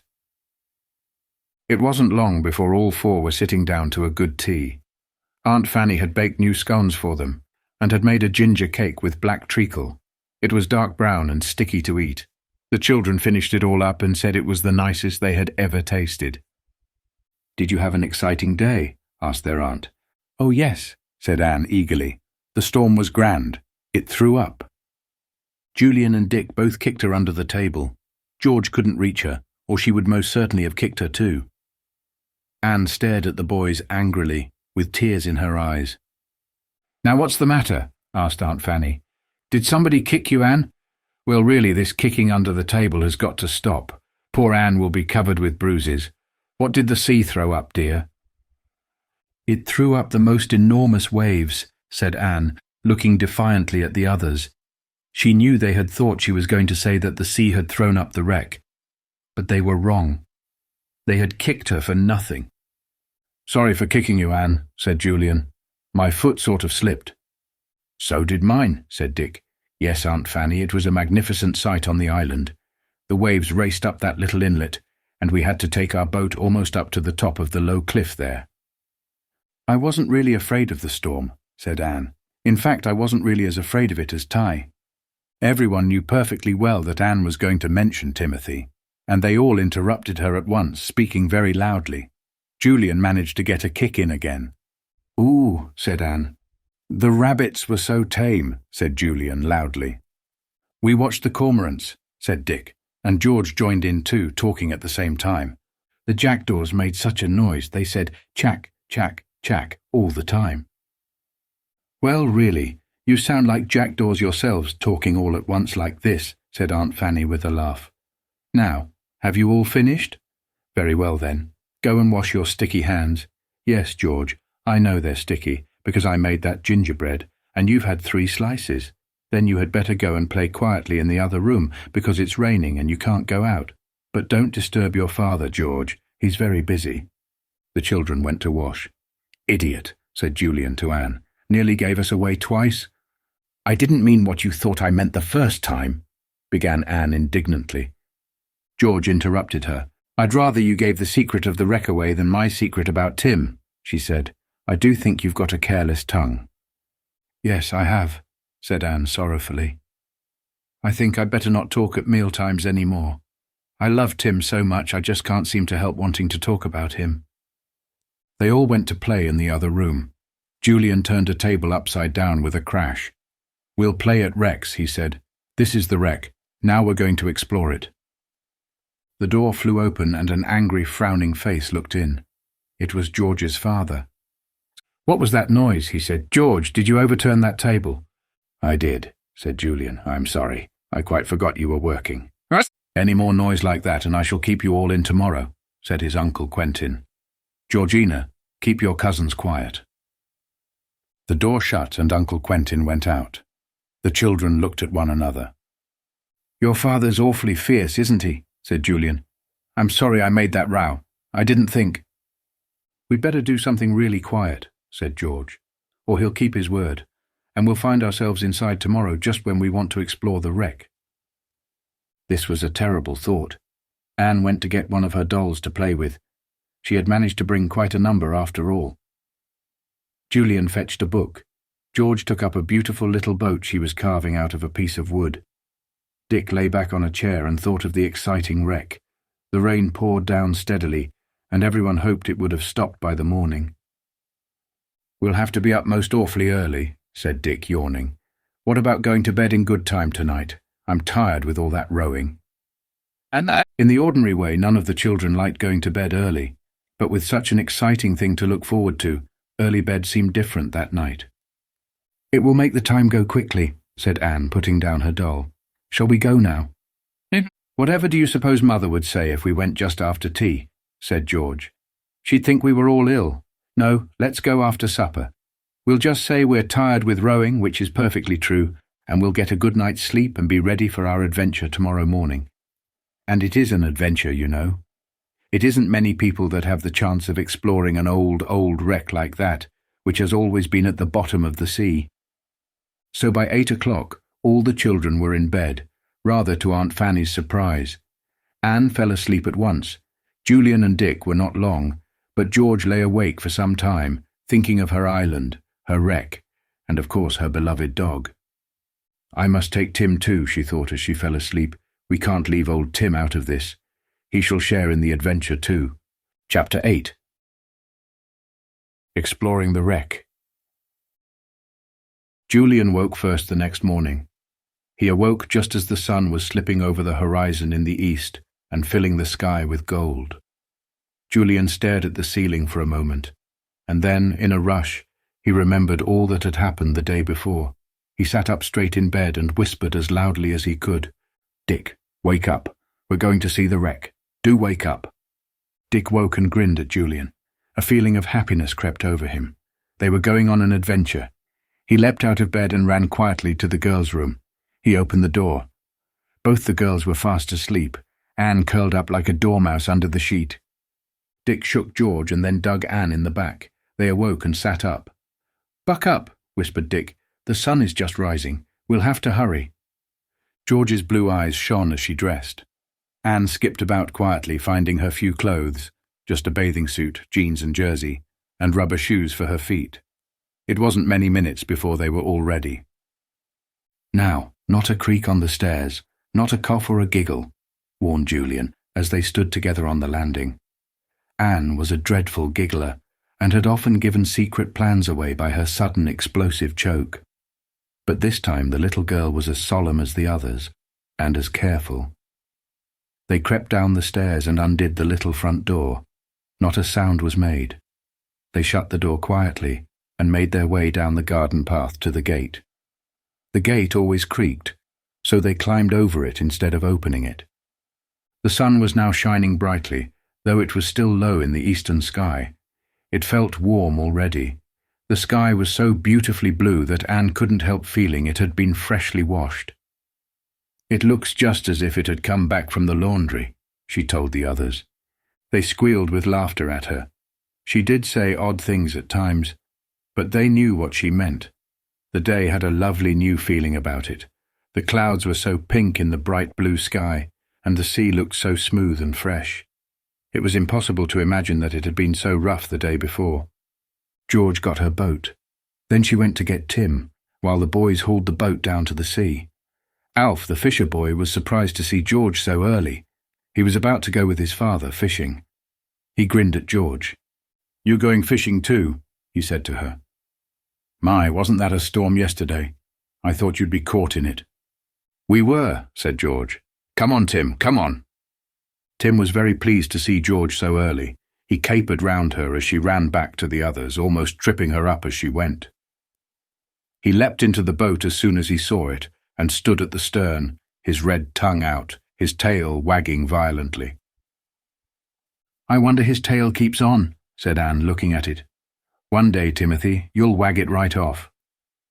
They set off to the island. It was easy to row now because the sea was so calm. They came to the island and rowed around it to the other side. And there was the wreck, piled high on some sharp rocks. It had settled down now and did not stir as waves slid under it. It lay a little to one side, and the broken mast, now shorter than before, stuck out at an angle. "There she is," said Julian in excitement. "Poor old wreck. I guess she's a bit more battered now. What a noise she made when she went crashing onto those rocks yesterday." "How do we get to her?" asked Anne, looking at the mass of ugly, sharp rocks all around. But George was not at all dismayed. She knew almost every inch of the coast around her little island. She pulled steadily at the oars and soon came near to the rocks in which the great wreck rested. The children looked at the wreck from their boat. It was big, much bigger than they had imagined when they had peered at it from the top of the water. It was encrusted with shellfish of some kind, and strands of brown and green seaweed hung down. It smelt funny. It had great holes in its sides, showing where it had battered against rocks. There were holes in the deck, too. Altogether, it looked a sad and forlorn old ship, but to the 4 children it was the most exciting thing in the whole world. They rowed to the rocks on which the wreck lay. The tide washed over them. George took a look round. "We'll tie our boat up to the wreck itself," she said, "and we'll get onto the deck quite easily by climbing up the side. Look, Julian, throw this loop of rope over that broken bit of wood there, sticking out from the side." Julian did as he was told. The rope tightened and the boat was held in position. Then George clambered up the side of the wreck like a monkey. She was a marvel at climbing. Julian and Dick followed her, but Anne had to be helped up. Soon all 4 were standing on the slanting deck. It was slippery with seaweed, and the smell was very strong indeed. Anne didn't like it. "Well, this was the deck," said George, "and that's where the men got up and down." She pointed to a large hole. They went to it and looked down. The remains of an iron ladder were still there. George looked at it. "I think it's still strong enough to hold us," she said. "I'll go first. Anyone got a torch? It looks pretty dark down there." Julian had a torch. He handed it to George. The children became rather quiet. It was mysterious somehow to look down into the dark inside of the big ship. What would they find? George switched on the torch and then swung herself down the ladder. The others followed. The light from the torch showed a very strange sight. The underparts of the ship were low-ceilinged, made of thick oak. The children had to bend their heads to get about. It seemed as if there were places that might have been cabins, though it was difficult to tell now, for everything was so battered, sea-drenched and seaweedy. The smell was really horrid, though it was mostly of drying seaweed. The children slipped about on the seaweed as they went round the inside of the ship. It didn't seem so big inside after all. There was a big hold under the cabins, which the children saw by the light of their torch. "That's where the boxes of gold would have been kept, I expect," said Julian. But there was nothing in the hold except water and fish. The children couldn't go down because the water was too deep. 1 or 2 barrels floated in the water, but they had burst open and were quite empty. "I expect they were water barrels, or barrels of pork or biscuit," said George. "Let's go round the other part of the ship again, where the cabins are. Isn't it strange to see bunks there that sailors have slept in? And look at that old wooden chair. Fancy it still being here after all these years. Look at the things on those hooks too. They're all rusty now and covered with seaweedy stuff, but they must have been the cook's pans and dishes." It was a very weird trip round the old wreck. The children were all on the lookout for boxes which might contain bars of gold, but there didn't seem to be one single box of any kind anywhere. They came to a rather bigger cabin than the others. It had a bunk in one corner, in which a large crab rested. An old bit of furniture looking rather like a table with 2 legs, all encrusted with greyish shells, lay against the bunk. Wooden shelves, festooned with grey-green seaweed, hung crookedly on the walls of the cabin. "This must have been the captain's own cabin," said Julian. "It's the biggest one. Look, what's that in the corner?" "An old cup," said Anne, picking it up. "And here's half of a saucer. I expect the captain was sitting here having a cup of tea when the ship went down." This made the children feel rather uneasy. It was dark and smelly in the little cabin, and the floor was wet and slippery to their feet. George began to feel that her wreck was really more pleasant sunk under the water than raised above it. "Let's go," she said with a shiver. "I don't like it much. It is exciting, I know, but it's a bit frightening too." They turned to go. Julian flashed his torch round the little cabin for the last time. He was about to switch it off and follow the others up to the deck above when he caught sight of something that made him stop. He flashed his torch onto it and then called to the others. "I say, wait a bit. There's a cupboard here in the wall. Let's see if there's anything in it." The others turned back and looked. They saw what looked like a small cupboard set in level with the wall of the cabin. What had caught Julian's eye was the keyhole. There was no key there, though. "There just might be something inside," said Julian. He tried to prise open the wooden door with his fingers, but it wouldn't move. "It's locked," he said. "Of course it would be." "I expect the lock is rotten by now," said George, and she tried too. Then she took out her big strong pocket knife and inserted it between the cupboard door and the cabin wall. She forced back the blade, and the lock of the cupboard suddenly snapped. As she had said, it was quite rotten. The door swung open, and the children saw a shelf inside with a few curious things on it. There was a wooden box, swollen with the wet seawater in which it had lain for years. There were 2 or 3 things that looked like old pulpy books. There was some sort of glass drinking vessel, cracked in half, and 2 or 3 funny objects so spoilt by seawater that no one could possibly say what they were. "Nothing very interesting, except the box," said Julian, and he picked it up. "Anyway, I expect that whatever is inside is ruined, but we may as well try and open it." He and George tried their best to force the lock of the old wooden box. On the top of it were stamped initials, HJK. "I expect those were the captain's initials," said Dick. "No, they were the initials of my great-great-great-grandfather," said George, her eyes shining suddenly. "I've heard all about him. His name was Henry John Kirrin. This was his ship, you know. This must have been his very private box in which he kept his old papers or diaries. Oh, we simply must open it." But it was quite impossible to force the lid up with the tools they had there. They soon gave it up, and Julian picked up the box to carry it to the boat. "We'll open it at home," he said, his voice sounding rather excited. "We'll get a hammer or something and get it open somehow. Oh, George, this really is a find." They all of them felt that they really had something mysterious in their possession. Was there anything inside the box? And if so, what would it be? They longed to get home and open it. They went up on deck, climbing the old iron ladder. As soon as they got there, they saw that others besides themselves had discovered that the wreck had been thrown up from the bottom of the sea. "Golly, half the fishing smacks of the bay have discovered it," cried Julian, looking round at the fishing boats that had come as near as they dared to the wreck. The fishermen were looking at the wreck in wonder. When they saw the children on board, they hallooed loudly. "Ahoy there, what's that ship?" "It's the old wreck," yelled back Julian. "She was thrown up yesterday in the storm." "Don't say any more," said George, frowning. "It's my wreck. I don't want sightseers on it." So no more was said, and the 4 children got into their boat and rowed home as fast as they could. It was past their breakfast time. They might get a good scolding. They might even be sent to bed by George's fierce father, but what did they care? They had explored the wreck and had come away with a box which might contain, well, if not bars of gold, 1 small bar, perhaps. They did get a scolding. They had to go without half their breakfast too, because Uncle Quentin said that children who came in so late didn't deserve hot bacon and eggs, only toast and marmalade. It was very sad.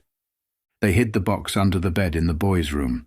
Tim had been left with the fisher boy, or rather, had been tied up in his backyard, for Alf had gone out fishing, and was even now gazing from his father's boat at the strange wreck. "We can make a bit of money taking sightseers out to this wreck," said Alf.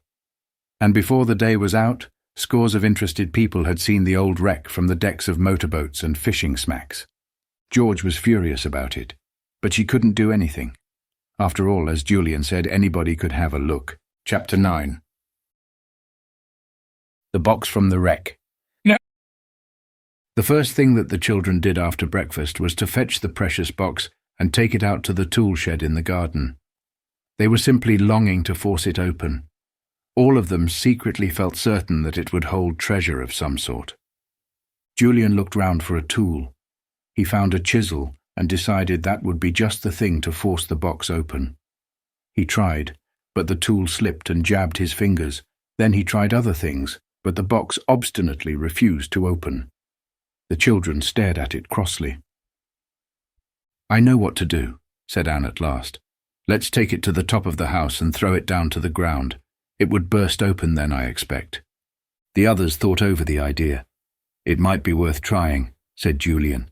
"The only thing is it might break or spoil anything inside the box." But there didn't seem any other way to open the box, so Julian carried it up to the top of the house. He went to the attic and opened the window there. The others were down below, waiting. Julian hurled the box out of the window as violently as he could. It flew through the air and landed with a terrific crash on the crazy paving below. At once the French window there opened, and their Uncle Quentin came out like a bullet from a gun. "Whatever are you doing?" he cried. "Surely you aren't throwing things at each other out of the window. What's this on the ground?" The children looked at the box. It had burst open and lay on the ground, showing a tin lining that was waterproof. Whatever was in the box would not be spoilt. It would be quite dry. Dick ran to pick it up. "I said, what's this on the ground?" shouted his uncle and moved towards him. It's something that belongs to us," said Dick, going red. "Well, I shall take it away from you," said his uncle. "Disturbing me like this. Give it to me. Where did you get it?" Nobody answered. Uncle Quentin frowned till his glasses nearly fell off. "Where did you get it?" he barked, glaring at poor Anne, who was nearest. "Out of the wreck," stammered the little girl, scared. "Out of the wreck?" said her uncle in surprise. "The old wreck that was thrown up yesterday. I heard about that. Do you mean to say you've been in it?" "Yes," said Dick. Julian joined them at that moment, looking worried. It would be too awful if his uncle took the box just as they got it open. But that was exactly what he did do. "Well, this box may contain something important," he said, and he took it from Dick's hands. "You've no right to go prying about in that old wreck. You might take something that mattered." "Well, it's my wreck," said George in a defiant tone. "Please, Father, let us have the box. We just got it opened. We thought it might hold a gold bar or something like that." "A gold bar," said her father with a snort. "What a baby you are. This small box would never hold a thing like that. It's much more likely to contain particulars of what happened to the bars. I've always thought that the gold was safely delivered somewhere, and that the ship, empty of its valuable cargo, got wrecked as it left the bay." "Oh, Father, please let us have our box," begged George, almost in tears. She suddenly felt certain that it did contain papers that might tell them what had happened to the gold. But without another word, her father turned and went into the house, carrying the box, burst open and cracked, its tin lining showing through under his arm. Anne burst into tears. "Don't blame me for telling him we got it from the wreck," she sobbed. "Please don't. He glared at me so, I just had to tell him." "All right, baby," said Julian, putting his arm round Anne. He looked furious. He thought it was very unfair of his uncle to take the box like that. "Listen, I'm not going to stand this. We'll get hold of that box somehow and look into it. I'm sure your father won't bother himself with it, George. He'll start writing his book again and forget all about it. I'll wait my chance and slip into his study and get it, even if it means a telling off if I'm discovered." "Good," said George. "We'll all keep a watch and see if father goes out." So they took it in turns to keep watch, but most annoyingly their Uncle Quentin remained in his study all the morning. Aunt Fanny was surprised to see 1 or 2 children always about the garden that day, instead of down on the beach. "Why don't you all keep together and bathe or do something?" she said. "Have you quarrelled with one another?" "No," said Dick, "of course not." But he didn't say why they were in the garden. "Doesn't your father ever go out?" he said to George when it was her turn to keep watch. "I don't think he leads a very healthy life." Scientists never do, said George, as if she knew all about them. But I tell you what, he may go to sleep this afternoon. He sometimes does. Julian was left behind in the garden that afternoon. He sat down under a tree and opened a book. Soon he heard a curious noise that made him look up. He knew at once what it was. "That's Uncle Quentin snoring," he said in excitement. "It is. Oh, I wonder if I could possibly creep in at the French window and get our box." He stole to the windows and looked in. One was a little way open, and Julian opened it a little more. He saw his uncle lying back in a comfortable armchair, his mouth a little open, his eyes closed, fast asleep. Every time he took a breath, he snored. Well, he really does look sound asleep, thought the boy. And there's the box just behind him on that table. I'll risk it. I bet I'll get an awful telling off if I'm caught, but I can't help that. He stole in. His uncle still snored. He tiptoed by him to the table behind his uncle's chair. He took hold of the box, and then a bit of the broken wood of the box fell to the floor with a thud. His uncle stirred in his chair and opened his eyes. Quick as lightning, the boy crouched down behind his uncle's chair, hardly breathing. "What's that?" he heard his uncle say. Julian didn't move. Then his uncle settled down again and shut his eyes. Soon there was the sound of his rhythmic snoring. "Hurrah!" thought Julian. "He's off again." Quietly he stood up, holding the box. On tiptoe he crept to the French window. He slipped out and ran softly down the garden path. He didn't think of hiding the box. All he wanted to do was to get to the other children and show them what he had done. He ran to the beach where the others were lying in the sun. "Hi!" he yelled. "Hi! I've got it! I've got it!" They all sat up with a jerk, thrilled to see the box in Julian's arms. They forgot all about the other people on the beach. Julian dropped down on the sand and grinned. "Your father went to sleep," he said to George. "Tim, don't lick me like that. And George, I went in, and a bit of the box dropped on the floor, and it woke him up." "Golly," said George. "What happened?" "I crouched down behind his chair till he went to sleep again," said Julian. "Then I fled. Now, let's see what's in here. I don't believe your father's even tried to see." He hadn't. The tin lining was intact. It had rusted with the years of lying in the wet, and the lid was so tightly fitted down that it was almost impossible to move it. But once George began to work at it with her pocket knife, scraping away the rust, it began to loosen, and in about a quarter of an hour it came off. The children bent eagerly over it. Inside lay some old papers and a book of some kind with a black cover. Nothing else at all. No bar of gold, no treasure. Everyone felt a little bit disappointed. "It's all quite dry," said Julian, surprised. "Not a bit damp. The tin lining kept everything perfect." He picked up the book and opened it. "It's a diary your great-great-great-grandfather kept of the ship's voyages," he said. "I can hardly read the writing. It's so small and funny." George picked up one of the papers. It was made of thick parchment, quite yellow with age. She spread it out on the sand and looked at it. The others glanced at it too, but they couldn't make out what it was at all. It seemed to be a kind of map. "Perhaps it's a map of some place he had to go to," said Julian. But suddenly George's hands began to shake as she held the map, and her eyes gleamed brilliantly as she looked up at the others. She opened her mouth but didn't speak. "What's the matter?" said Julian curiously. "What's up? Have you lost your tongue?" George shook her head and then began to speak with a rush. "Julian, do you know what this is? It's a map of my old castle, of Kirrin Castle, when it wasn't a ruin. And it shows the dungeons. And look, just look what's written in this corner of the dungeons." She put a trembling finger on one part of the map. The others leaned over to see what it was, and printed in old-fashioned letters was a curious word. "Ingots." "Ingots," said Anne, puzzled. "What does that mean? I've never heard that word before." But the two boys had. "Ingots," cried Dick. "Why, that must be the bars of gold. They were called ingots." "Most bars of metal are called ingots," said Julian, going red with excitement. "But as we know there is gold missing from that ship, then it really looks as if ingots here meant bars of gold. Oh, golly, to think they may still be hidden somewhere under Kirrin Castle. George, isn't it terribly, awfully exciting?"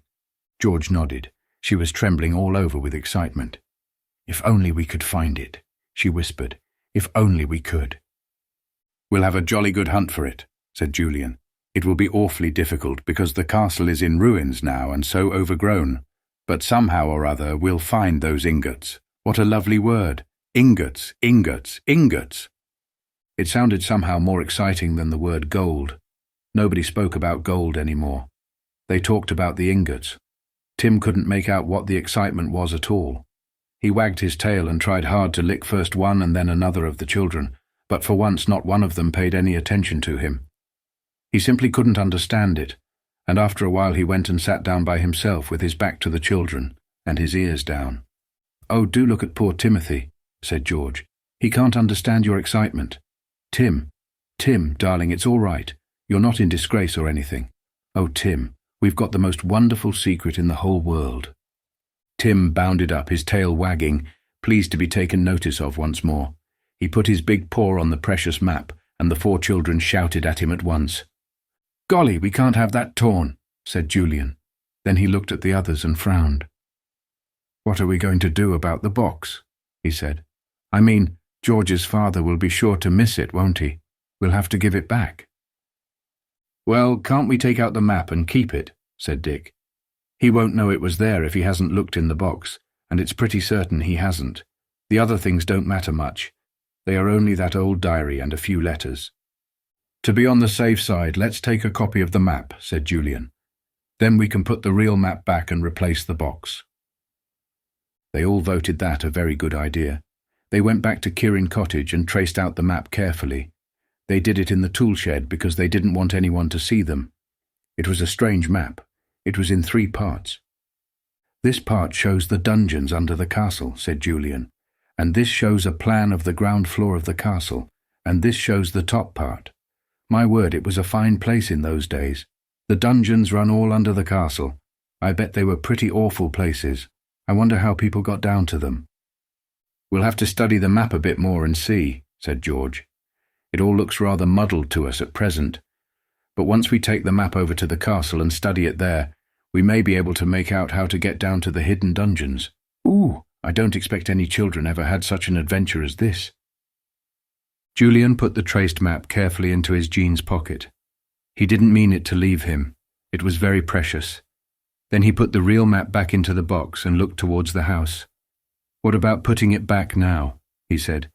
"Maybe your father is still asleep, George." But he wasn't. He was awake. Luckily, he hadn't missed the box.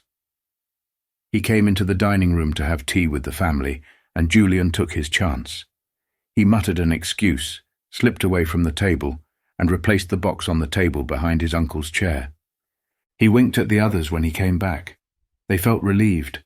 They were all scared of Uncle Quentin, and were not at all anxious to be in his bad books. Anne didn't say one word during the whole of the meal. She was so terribly afraid she might give something away, either about Tim or the box. The others spoke very little too. While they were at tea, the telephone rang, and Aunt Fanny went to answer it. She soon came back. "It's for you, Quentin," she said. "Apparently the old wreck has caused quite a lot of excitement, and there are men from a London paper who want to ask you questions about it." "Tell them I'll see them at 6, said Uncle Quentin. The children looked at one another in alarm. They hoped that their uncle wouldn't show the box to the newspaper men. Then the secret of the hidden gold might come out. "What a mercy we took a tracing of the map," said Julian after tea. "But I'm jolly sorry now we left the real map in the box. Someone else may guess our secret." Chapter 10. An astonishing offer. The next morning the papers were full of the extraordinary way in which the old wreck had been thrown up out of the sea. The newspaper men had got out of the children's uncle the tale of the wreck and the lost gold, and some of them even managed to land on Kirrin Island and take pictures of the old ruined castle. George was furious. "It's my castle," she stormed to her mother. "It's my island. You said it could be mine. You did. You did." "I know, George dear," said her mother, "but you really must be sensible. It can't hurt the island to be landed on, and it can't hurt the castle to be photographed." "But I don't want it to be," said George, her face dark and sulky.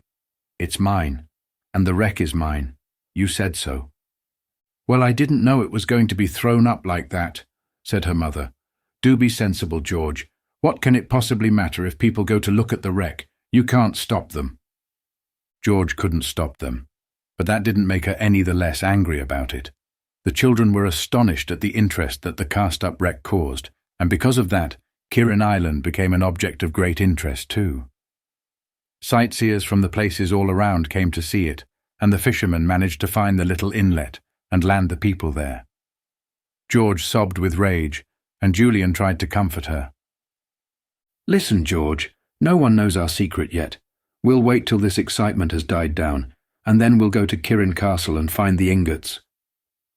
"If someone doesn't find them first," said George, drying her eyes. She was furious with herself for crying, but she really couldn't help it. "How could they?" said Julian. "No one has seen inside the box yet. I'm going to wait my chance and get that map out before anyone sees it." But he didn't have a chance, because something dreadful happened. Uncle Quentin sold the old box to a man who bought antique things. He came out from his study, beaming, a day or two after the excitement began, and told Aunt Fanny and the children. "I've struck a very good bargain with that man," he said to his wife. "You know that old tin-lined box from the wreck? Well, this fellow collects curious things like that, and he gave me a very good price for it. Very good indeed, more even than I could expect for the writing of my book. As soon as he saw the old map there and the old diary, he said at once that he would buy the whole collection." The children stared at him in horror. The box was sold. Now someone would study that map and perhaps jump to what ingots meant. The story of the lost gold had been put into all the newspapers now. Nobody could fail to know what the map showed if they studied it carefully. The children did not dare to tell Uncle Quentin what they knew. It was true he was all smiles now, and was promising to buy them new shrimping nets and a raft for themselves. But he was such a changeable person. He might fly into a furious temper if he heard that Julian had taken the box and opened it himself, while his uncle was sleeping. When they were alone, the children discussed the whole matter. It seemed very serious indeed to them. They half wondered if they should let Aunt Fanny into the secret, but it was such a precious secret, and so marvellous, that they felt they didn't want to give it away to anyone at all. "Now listen," said Julian at last. "We'll ask Aunt Fanny if we can go to Kirrin Island and spend a day or two there. Sleep there at night too, I mean. That will give us a little time to poke round and see what we can find. The sightseers won't come after a day or two, I'm sure. Maybe we'll get in before anyone tumbles to our secret. After all, the man who bought the box may not even guess that the map shows Kirrin Castle." They felt more cheerful. It was so awful to do nothing. As soon as they had planned to act, they felt better. They decided to ask their aunt the next day if they might go and spend the weekend at the castle. The weather was gloriously fine, and it would be great fun. They could take plenty of food with them. When they went to ask Aunt Fanny, Uncle Quentin was with her. He was all smiles again, and even clapped Julian on the back. "Well," he said, "what's this deputation for?" "We just wanted to ask Aunt Fanny something," said Julian politely. "Aunt Fanny, as the weather is so fine, do you think you would let us go for the weekend to Kirrin Castle, please, and spend a day or two there on the island? You can't think how we would love to." "Well, what do you think, Quentin?" asked their aunt, turning to her husband. "If they want to, they can," said Uncle Quentin. "They won't have a chance to soon. My dears, we have had a marvellous offer for Kirrin Island. A man wants to buy it, rebuild the castle as a hotel, and make it into a proper holiday place. What do you think of that?" All four children stared at the smiling man, shocked and horrified. Somebody was going to buy the island. Had their secret been discovered? Did the man want to buy the castle because he had read the map and knew there was plenty of gold hidden there? George gave a curious choke. Her eyes burned as if they were on fire. "Mother, you can't sell my island. You can't sell my castle. I won't let them be sold." Her father frowned. "Don't be silly, Georgina," he said. "It isn't really yours. You know that. It belongs to your mother, and naturally she would like to sell it if she could. We need the money very badly. You will be able to have a great many nice things once we sell the island." "I don't want nice things," cried poor George. "My castle and my island are the nicest things I could ever have. Mother, Mother, you know you said I could have them. You know you did. I believed you." "George, dear, I did mean you to have them to play on when I thought they couldn't possibly be worth anything," said her mother, looking distressed. "But now things are different. Your father has been offered quite a good sum, far more than we ever thought of getting, and we really can't afford to turn it down." "So you only gave me the island when you thought it wasn't worth anything," said George, her face white and angry. "As soon as it is worth money, you take it away again. I think that's horrid. It isn't honourable." "That's enough, Georgina," said her father angrily. "Your mother is guided by me. You're only a child. Your mother didn't really mean what she said. It was only to please you. But you know well enough you will share in the money we get and have anything you want." "I won't touch a penny," said George in a low, choking voice. "You'll be sorry you sold it." The girl turned and stumbled out of the room. The others felt very sorry for her. They knew what she was feeling. She took things so very seriously. Julian thought she didn't understand grown-ups very well. It wasn't a bit of good fighting grown-ups. They could do exactly as they liked. If they wanted to take away George's island and castle, they could. If they wanted to sell it, they could. But what Uncle Quentin didn't know was the fact that there might be a store of gold ingots there. Julian stared at his uncle and wondered whether to warn him. Then he decided not to. There was just a chance that the 4 children could find the gold first. "When are you selling the island, Uncle?" he asked quietly. "The deeds will be signed in about a week's time," was the answer. "So if you really want to spend a day or 2 there, you'd better do so quickly, for after that you may not get permission from the new owners." "Was it the man who bought the old box who wants to buy the island?" asked Julian. "Yes," said his uncle. "I was a little surprised myself, for I thought he was just a buyer of old things. It was astonishing to me that he should get the idea of buying the island to rebuild the castle as a hotel. Still, I dare say there will be big money in running a hotel there. Very romantic, staying on a little island like that. People will like it.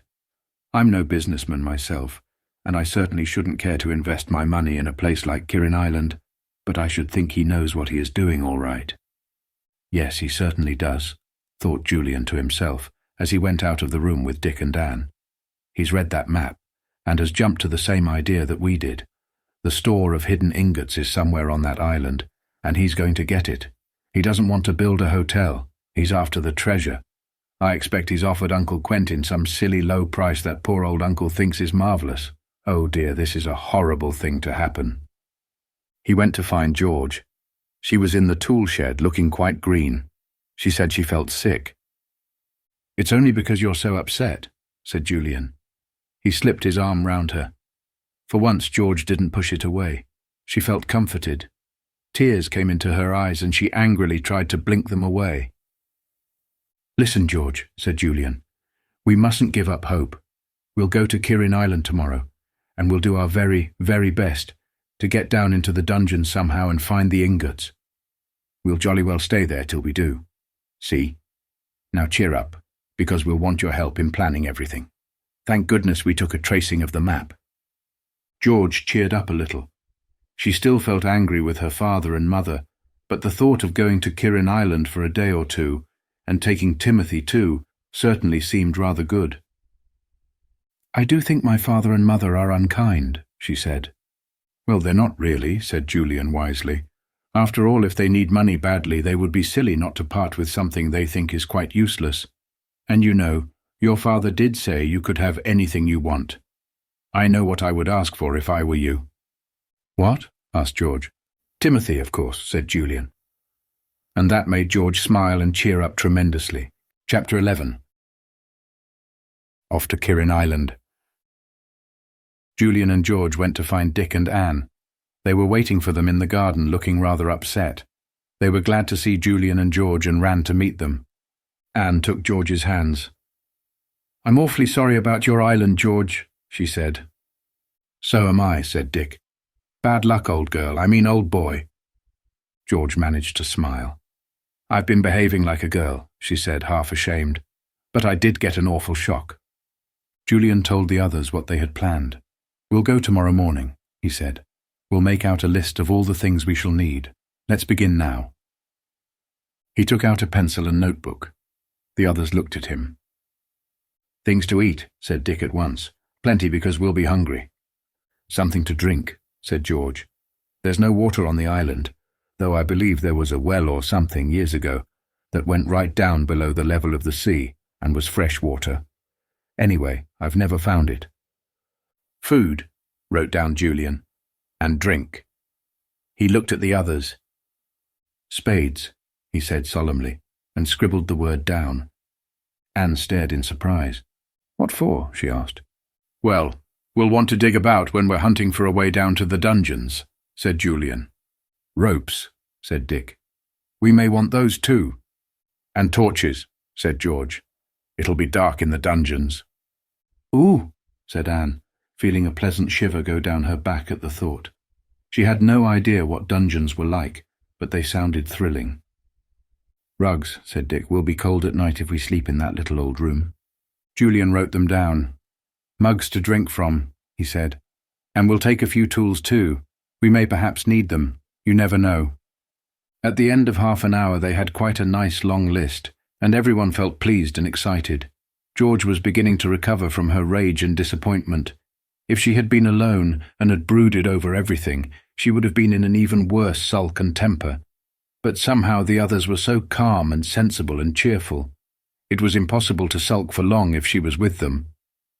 "I think I'd have been much nicer if I hadn't been on my own so much," thought George to herself, as she looked at Julian's bent head. Talking about things to other people does help a lot. They don't seem so dreadful then. They seem more bearable and ordinary. I like my 3 cousins awfully. I like them because they talk and laugh and are always cheerful and kind. I wish I were like them.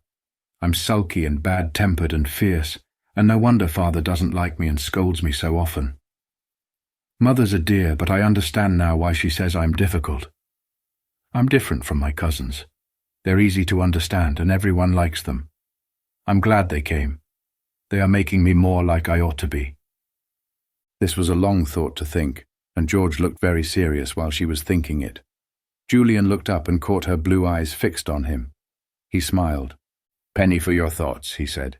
"They're not worth a penny," said George, going red. "I was just thinking how nice you all are and how I wished I could be like you." "You're an awfully nice person," said Julian, surprisingly. "You can't help being an only child. They're always a bit odd, you know, unless they're mighty careful. You're a most interesting person, I think."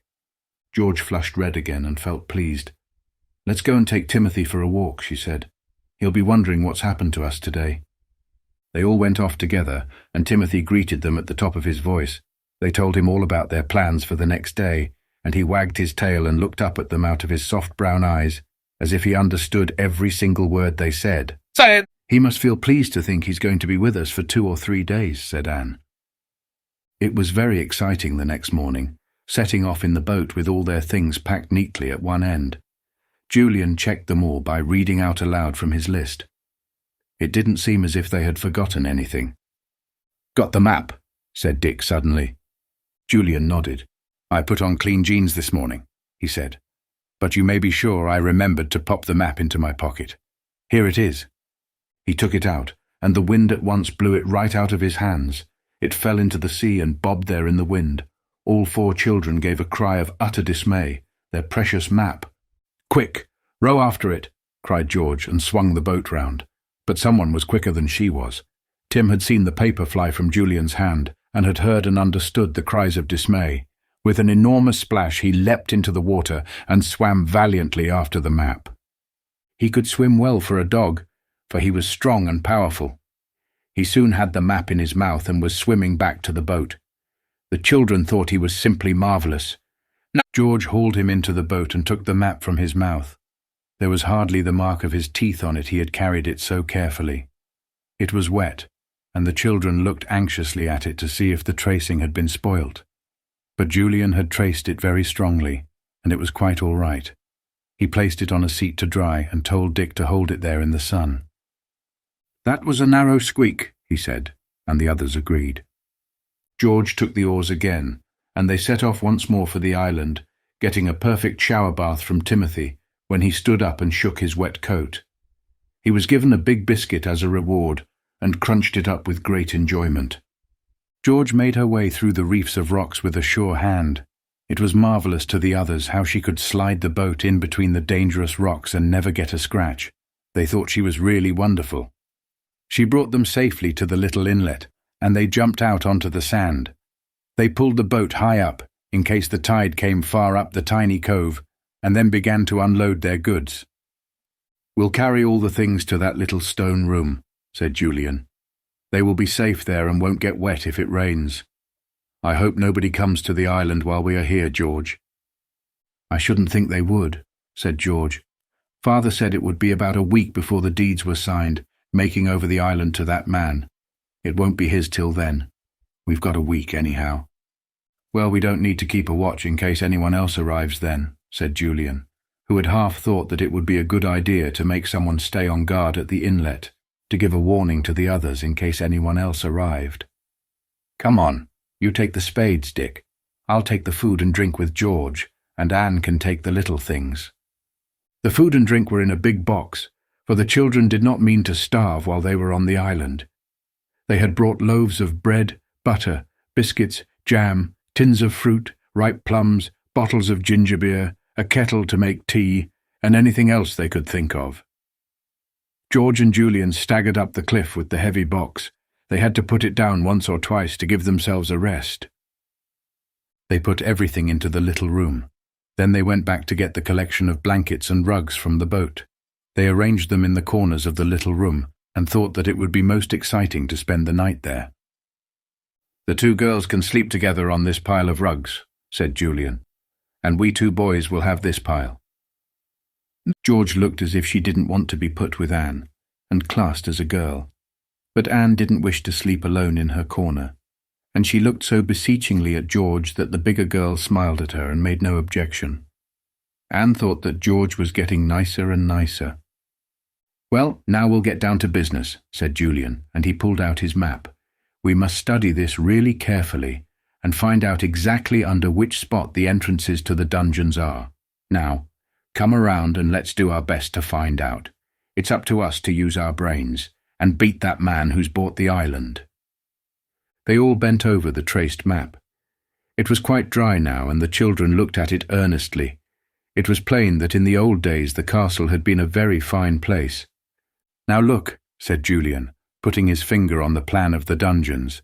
"These seem to run all along under the castle, and here are the marks that seem to be meant to represent steps or stairs." "Yes," said George. "I should think they are. Well, if so, there appear to be two ways of getting down into the dungeons. One lot of steps seems to begin somewhere near this little room, and the other seems to start under the tower there. And what do you suppose this thing is here, Julian?" She put her finger on a round hole that was shown not only in the plan of the dungeons, but also in the plan of the ground floor of the castle. "I can imagine what that is," said Julian, puzzled. "Oh yes, I know what it might be. You said there was an old well somewhere, do you remember? Well, that may be it, I should think. It would have to be very deep to get fresh water right under the sea, so it probably goes down through the dungeons too. Isn't this thrilling?" Everyone thought it was. They felt happy and excited.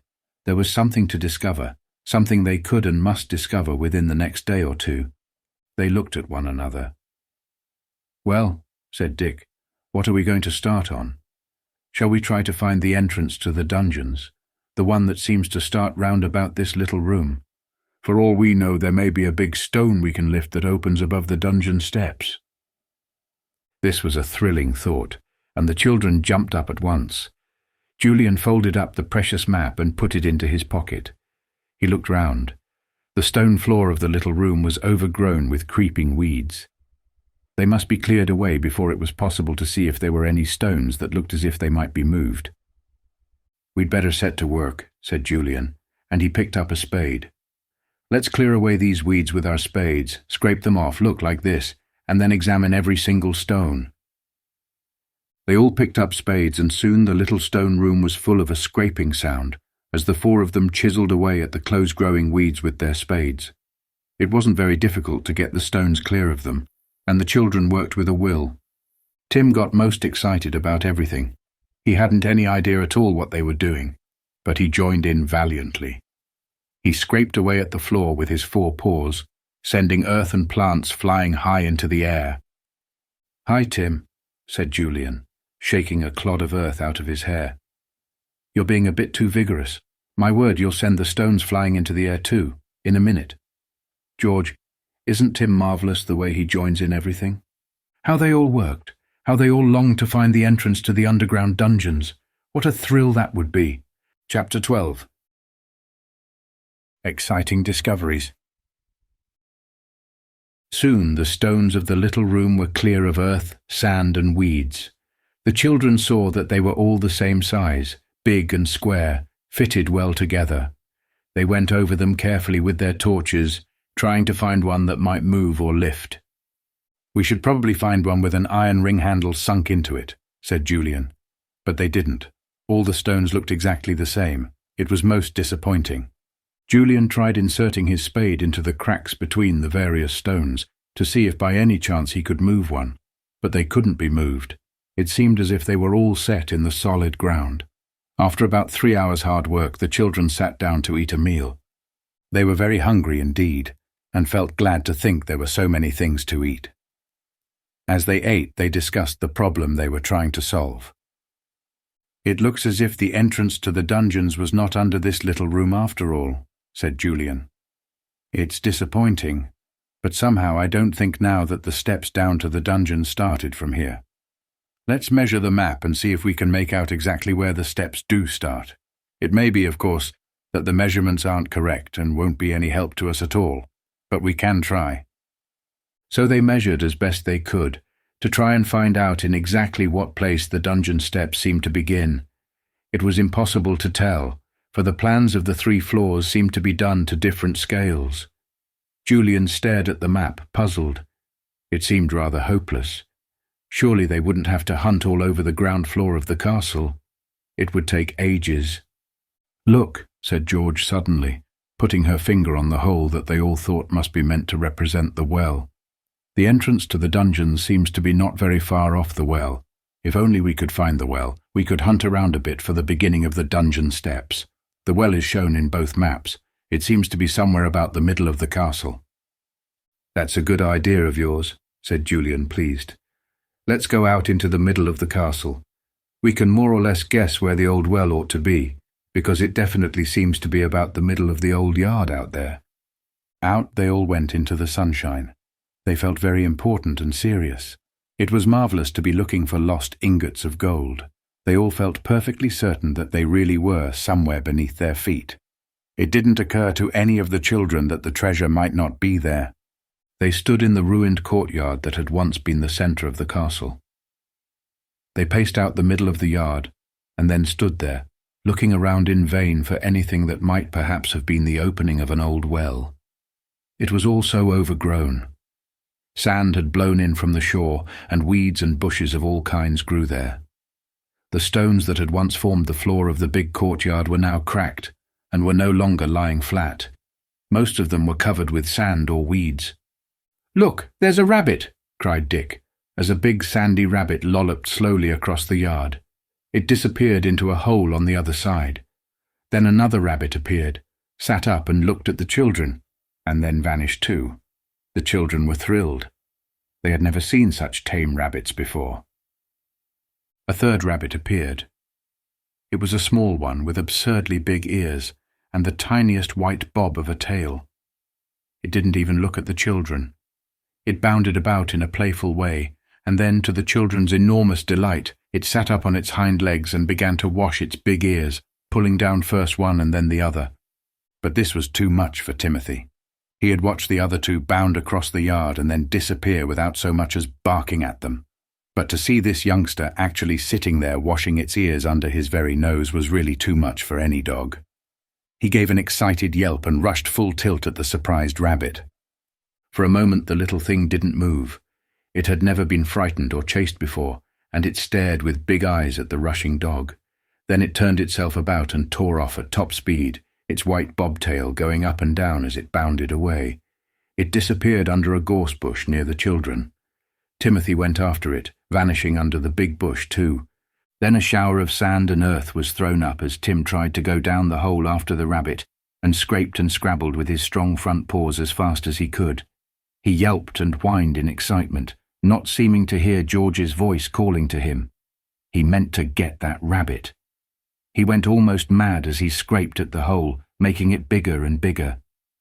"Tim, do you hear me? Come out of there!" shouted George. "You're not to chase the rabbits here. You know you mustn't. You're very naughty. Come out." But Tim didn't come out. He just went on and on, scraping away madly. George went to fetch him. Just as she got up to the gorse bush, the scraping suddenly stopped. There came a scared yelp, and no more noise was heard. George peered under the prickly bush in astonishment. Tim had disappeared. He just simply wasn't there anymore. There was the big rabbit hole, made enormous by Tim, but there was no Tim. "I say, Julian, Tim's gone," said George in a scared voice. "He surely can't have gone down the rabbit's hole, can he? I mean, he's such a big dog." The children crowded round the big gorse bush. There came the sound of a muffled whine from somewhere below it. Julian looked astonished. "He is down the hole," he said. "How funny. I never heard of a dog really going down a rabbit hole before. However are we going to get him out?" "We'll have to dig up the gorse bush to begin with," said George in a determined voice. "She would have dug up the whole of Kirrin Castle to get Tim back, that was certain. I can't have poor old Tim whining for help down there and not do what we can to help him." The bush was far too big and prickly to creep underneath. Julian was glad they had brought tools of all kinds. He went to fetch an axe.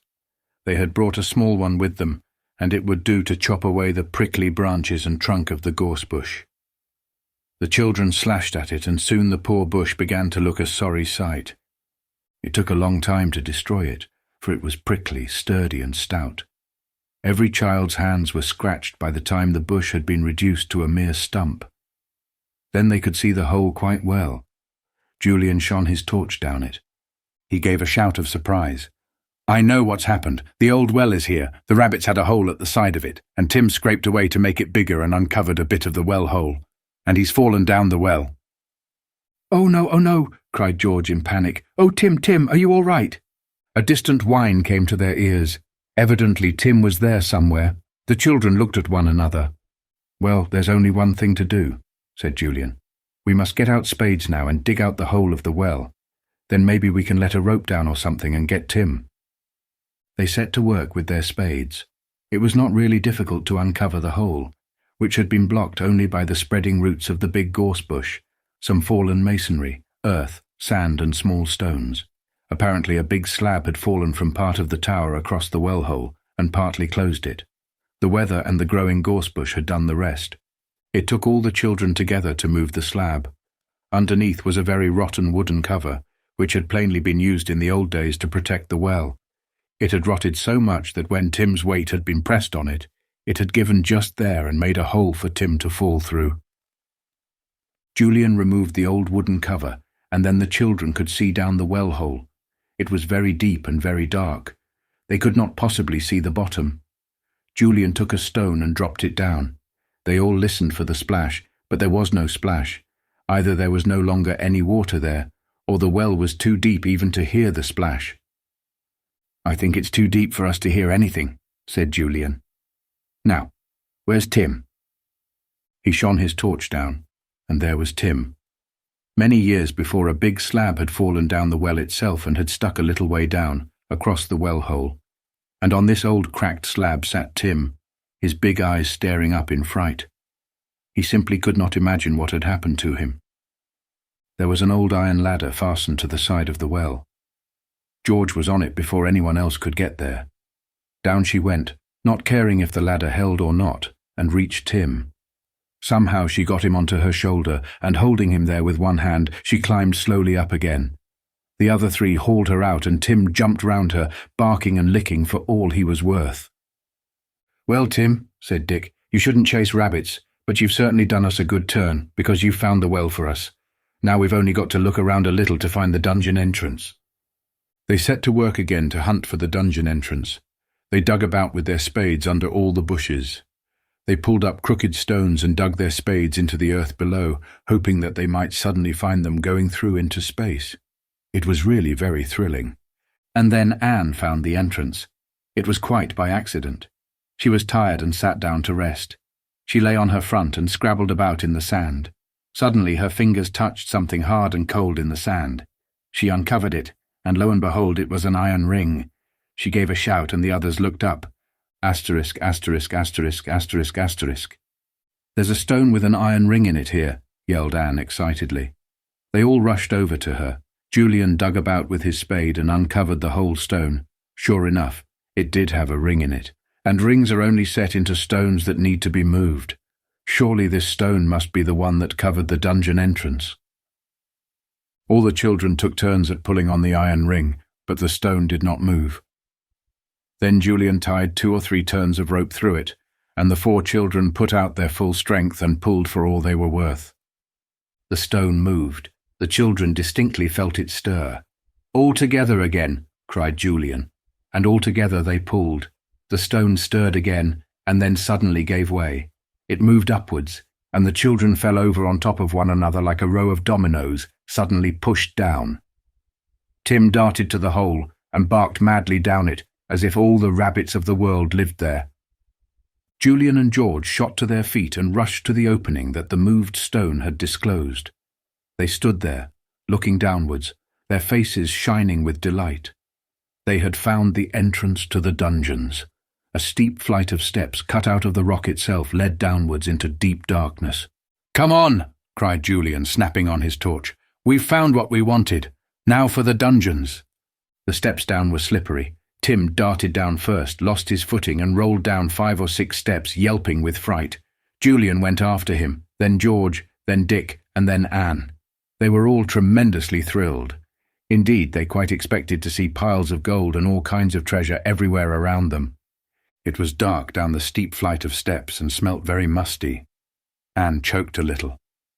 "I hope the air down here is all right," said Julian. "Sometimes it isn't good in these underground places. If anyone feels a bit funny, they'd better say so, and we'll go up into the open air again."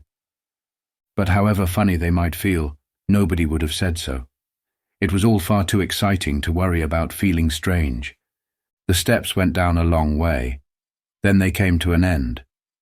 Julian stepped down from the last rock stair and flashed his torch around. It was a weird sight that met his eyes. The dungeons of Kirrin Castle were made out of the rock itself. Whether there were natural caves here, or whether they had been hollowed out by man, the children could not tell. But certainly they were very mysterious, dark and full of echoing sounds. When Julian gave a sigh of excitement, it fled into the rocky hollows and swelled out and echoed around, as if it were a live thing. It gave all the children a very peculiar feeling. "Isn't it strange?" said George in a low voice. At once the echoes took up her words and multiplied them and made them louder, and all the dungeon caves gave back the girl's words over and over again. "Isn't it strange? Isn't it strange? Isn't it strange? Equal sign." Anne slipped her hand into Dick's. She felt scared.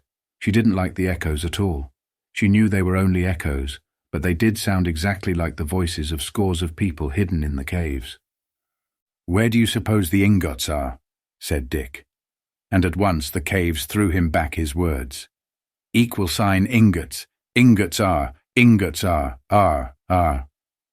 Julian laughed, and his laugh was split up into dozens of different laughs that came out of the dungeons and spun round the listening children. It really was the strangest thing. "Come on," said Julian. "Maybe the echoes won't be so bad a little farther in." "Farther in," said the echoes at once. "Farther in." They moved away from the end of the rocky steps and explored the nearby dungeons. They were really only rocky cellars stretching under the castle. Maybe wretched prisoners had been kept there many, many years before. But mostly they had been used for storing things. "I wonder which dungeon was used for storing the ingots," said Julian. He stopped and took the map out of his pocket. He flashed his torch onto it, but although it showed him quite plainly the dungeon where ingots were marked, he had no idea at all of the right direction. "I say, look, there's a door here shutting off the next dungeon," suddenly cried Dick. "I bet this is the dungeon we're looking for. I bet there are ingots in here. Chapter 13. Down in the dungeons. 4 torches were flashed onto the wooden door.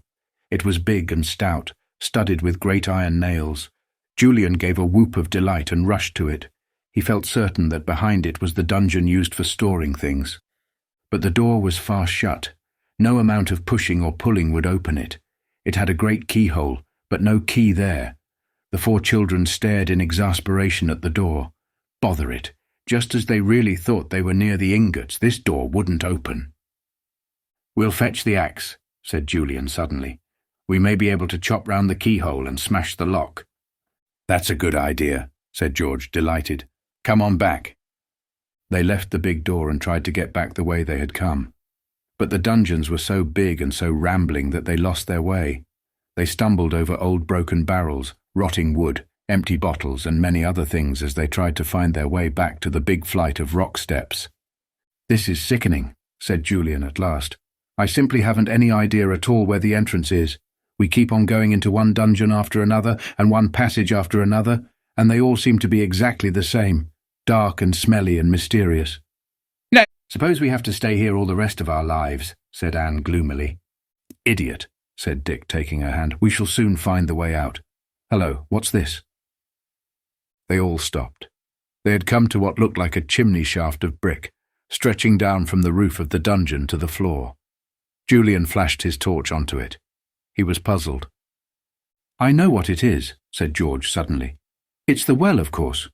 You remember it was shown in the plan of the dungeons, as well as in the plan of the ground floor. Well, that's the shaft of the well going down and down. I wonder if there's any opening in it just here, so that water could be taken into the dungeons as well as up to the ground floor." They went to see. On the other side of the well shaft was a small opening big enough for one child at a time to put his head and shoulders through and look down. They shone their torches down and up. The well was so deep that it was still impossible to see the bottom of it. Julian dropped a stone down again, but there was no sound of either a thud or a splash. He looked upwards and could see the faint gleam of daylight that slid round the broken slab of stone lying a little way down the shaft, the slab on which Tim had sat, waiting to be rescued.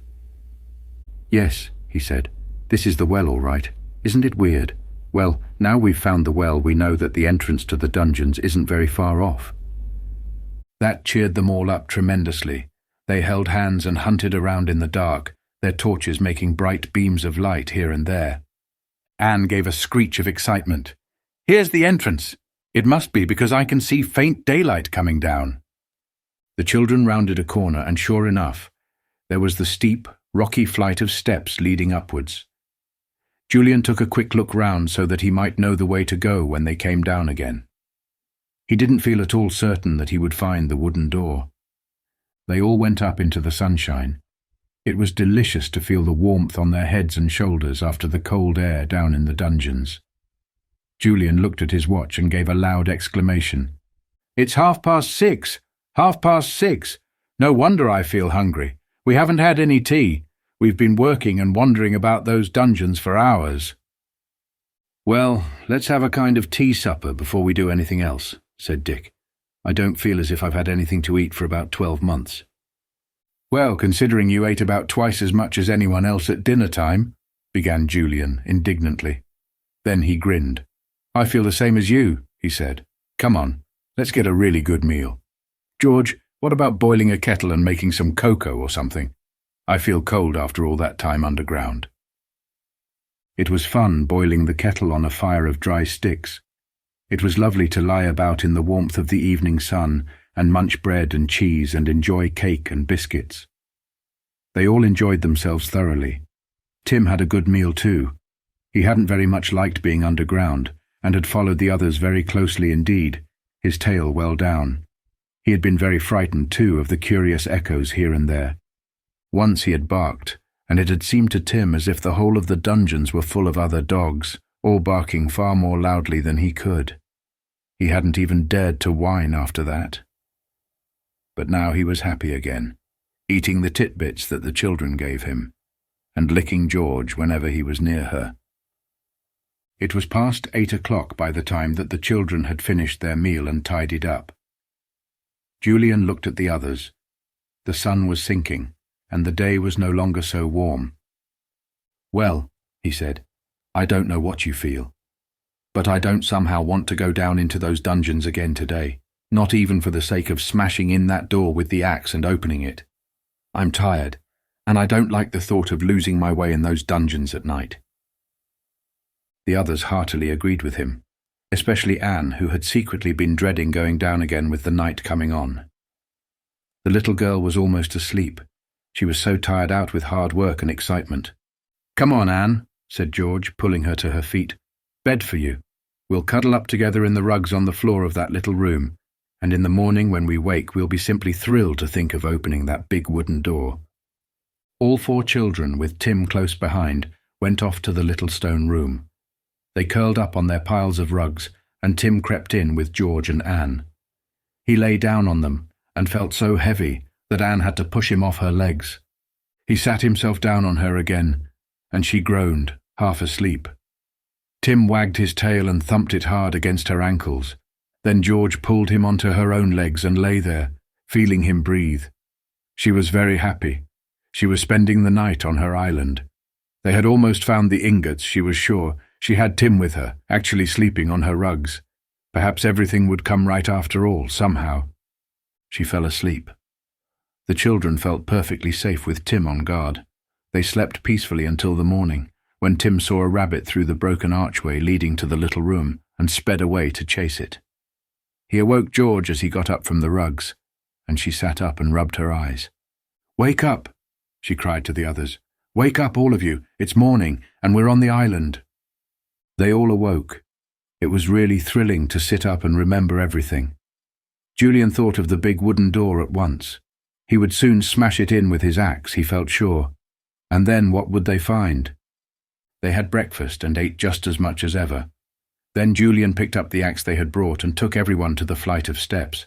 Tim went too, wagging his tail, but not really feeling very pleased at the thought of going down into the strange places where other dogs seemed to bark, and yet were not to be found. Poor Tim would never understand echoes. They all went down underground again, and then, of course, they couldn't find the way to the wooden door. It was most tiresome. "We shall lose our way all over again," said George desperately. "These dungeons are about the most rambling, spread-out maze of underground caves I've ever known. We shall lose the entrance again too." Julian had a bright idea. He had a piece of white chalk in his pocket and he took it out. He went back to the steps and marked the wall there. Then he began to put chalk marks along the passages as they walked in the musty darkness. They came to the well and Julian was pleased.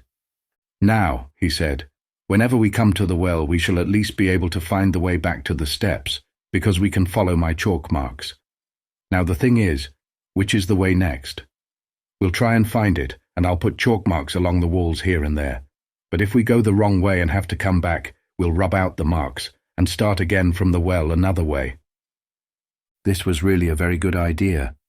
They did go the wrong way, and had to come back, rubbing out Julian's marks. They reached the well and set off in the opposite direction. And this time they did find the wooden door.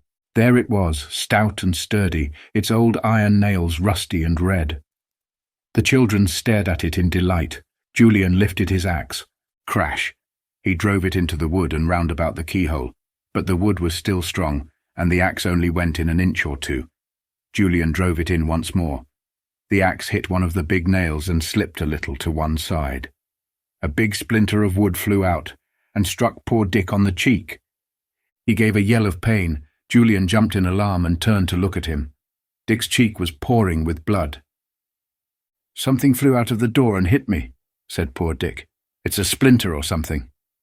"Golly," said Julian, and he shone his torch onto Dick. "Can you bear it a moment if I pull the splinter out? It's a big one, and it's still sticking into your poor cheek."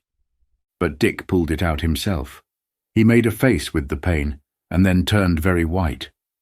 "You'd better get up into the open air for a bit," said Julian, "and we'll have to bathe your cheek and stop it bleeding somehow. Anne's got a clean hanky. We'll bathe it and dab it with that. We brought some water with us, luckily." "I'll go with Dick," said Anne. You stay here with George. There's no need for us all to go. But Julian thought he would like to see Dick safely up into the open air first, and then he could leave him with Anne while he went back to George and went on with the smashing down of the door. He handed the axe to George. You can do a bit of chopping while I'm gone, he said. It will take some time to smash that big door in. You get on with it, and I'll be down in a few minutes again. We can easily find the way to the entrance because we've only got to follow my chalk marks.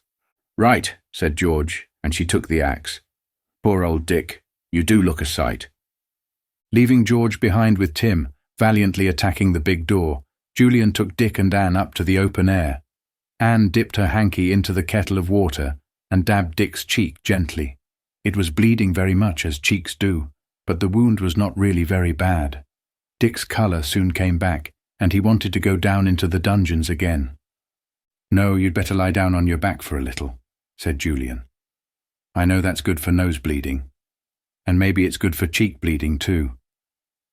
What about Anne, and you going out on the rocks over there, where you can see the wreck, and staying there for half an hour or so? Come on, I'll take you both there, and leave you for a bit. You'd better not get up till your cheeks stop bleeding, old boy. Julian took the two out of the castle yard and out onto the rocks on the side of the island that faced the open sea. The dark hulk of the old wreck was still there on the rocks. Dick lay down on his back and stared up into the sky, hoping that his cheek would soon stop bleeding. He didn't want to miss any of the fun. Anne took his hand. She was very upset at the little accident, and although she didn't want to miss the fun either, she meant to stay with Dick till he felt better. Julian sat down beside them for a minute or two.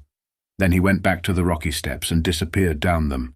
He followed his chalk marks, and soon came to where George was attacking the door. She had smashed it well round the lock, but it simply would not give way. Julian took the axe from her and drove it hard into the wood. After a blow or two, something seemed to happen to the lock. It became loose and hung a little sideways. Julian put down his axe. I think somehow that we can open the door now, he said in an excited voice. Get out of the way, Tim, old fellow. Now then, push, George. They both pushed, and the lock gave way with a grating noise. The big door opened creakingly, and the two children went inside, flashing their torches in excitement. The room was not much more than a cave, hollowed out of the rock, but in it was something quite different from the old barrels and boxes the children had found before. At the back, in untidy piles, were curious brick-shaped things of dull yellow-brown metal. Julian picked one up. George, he cried, the ingots! These are real gold! Oh, I know they don't look like it, but they are all the same. George, oh George, there's a small fortune here in this cellar, and it's yours. We've found it at last. Chapter 14. Prisoners. George couldn't say a word. She just stood there staring at the pile of ingots, holding one in her hands. She could hardly believe that these strange brick-shaped things were really gold. Her heart thumped fast. What a wonderful, marvellous find. Suddenly Tim began to bark loudly. He stood with his back to the children, his nose towards the door, and how he barked. Shut up, Tim, said Julian. What can you hear? Is it the others coming back? No. He went to the door and yelled down the passage outside. Dick, Anne, is it you? Come quickly, because we've found the ingots. We've found them. Hurry, hurry. Tim stopped barking and began to growl. George looked puzzled. Whatever can be the matter with Tim? She said. He surely can't be growling at Dick and Anne. Then both children got a most tremendous shock, for a man's voice came booming down the dark passage, making strange echoes all around. Who is here? Who is down here? George clutched Julian in fright. Tim went on growling, all the hairs on his neck standing up straight. Do be quiet, Tim, whispered George, snapping off her torch. But Tim simply would not be quiet. He went on growling as if he were a small thunderstorm. The children saw the beam of a powerful torchlight coming round the corner of the dungeon passage. Then the light picked them out, and the holder of the torch came to a surprise stop. Well, well, well, said a voice. Look who's here. 2 children in the dungeons of my castle. What do you mean, your castle? Cried George. Well, my dear little girl, it is my castle because I'm in the process of buying it, said the voice. Then another voice spoke more gruffly. What are you doing down here? What did you mean when you shouted out Dick and Anne? and said you had found the ingots. What ingots?" "Don't answer," whispered Julian to George, but the echoes took his words and made them very loud in the passage. "Don't answer! Don't answer!" "Oh, so you won't answer," said the second man, and he stepped towards the children. Tim bared his teeth, but the man didn't seem at all frightened of him. The man went to the door and flashed his torch inside the dungeon. He gave a long whistle of surprise. "Jake, look here," he said. "You were right. The gold's here all right. And how easy to take away. All in ingots. My word, this is the most amazing thing we've ever struck." "This gold is mine," said George in a fury. "This island and the castle belong to my mother, and so does anything found here.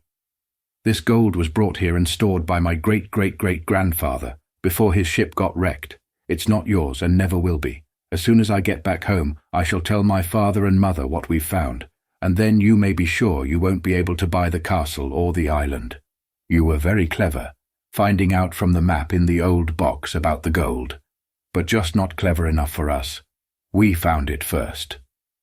The men listened in silence to George's clear and angry voice.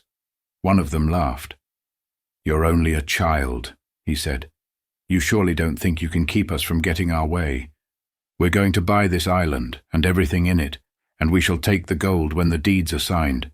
And if by any chance we couldn't buy the island, we'd take the gold just the same.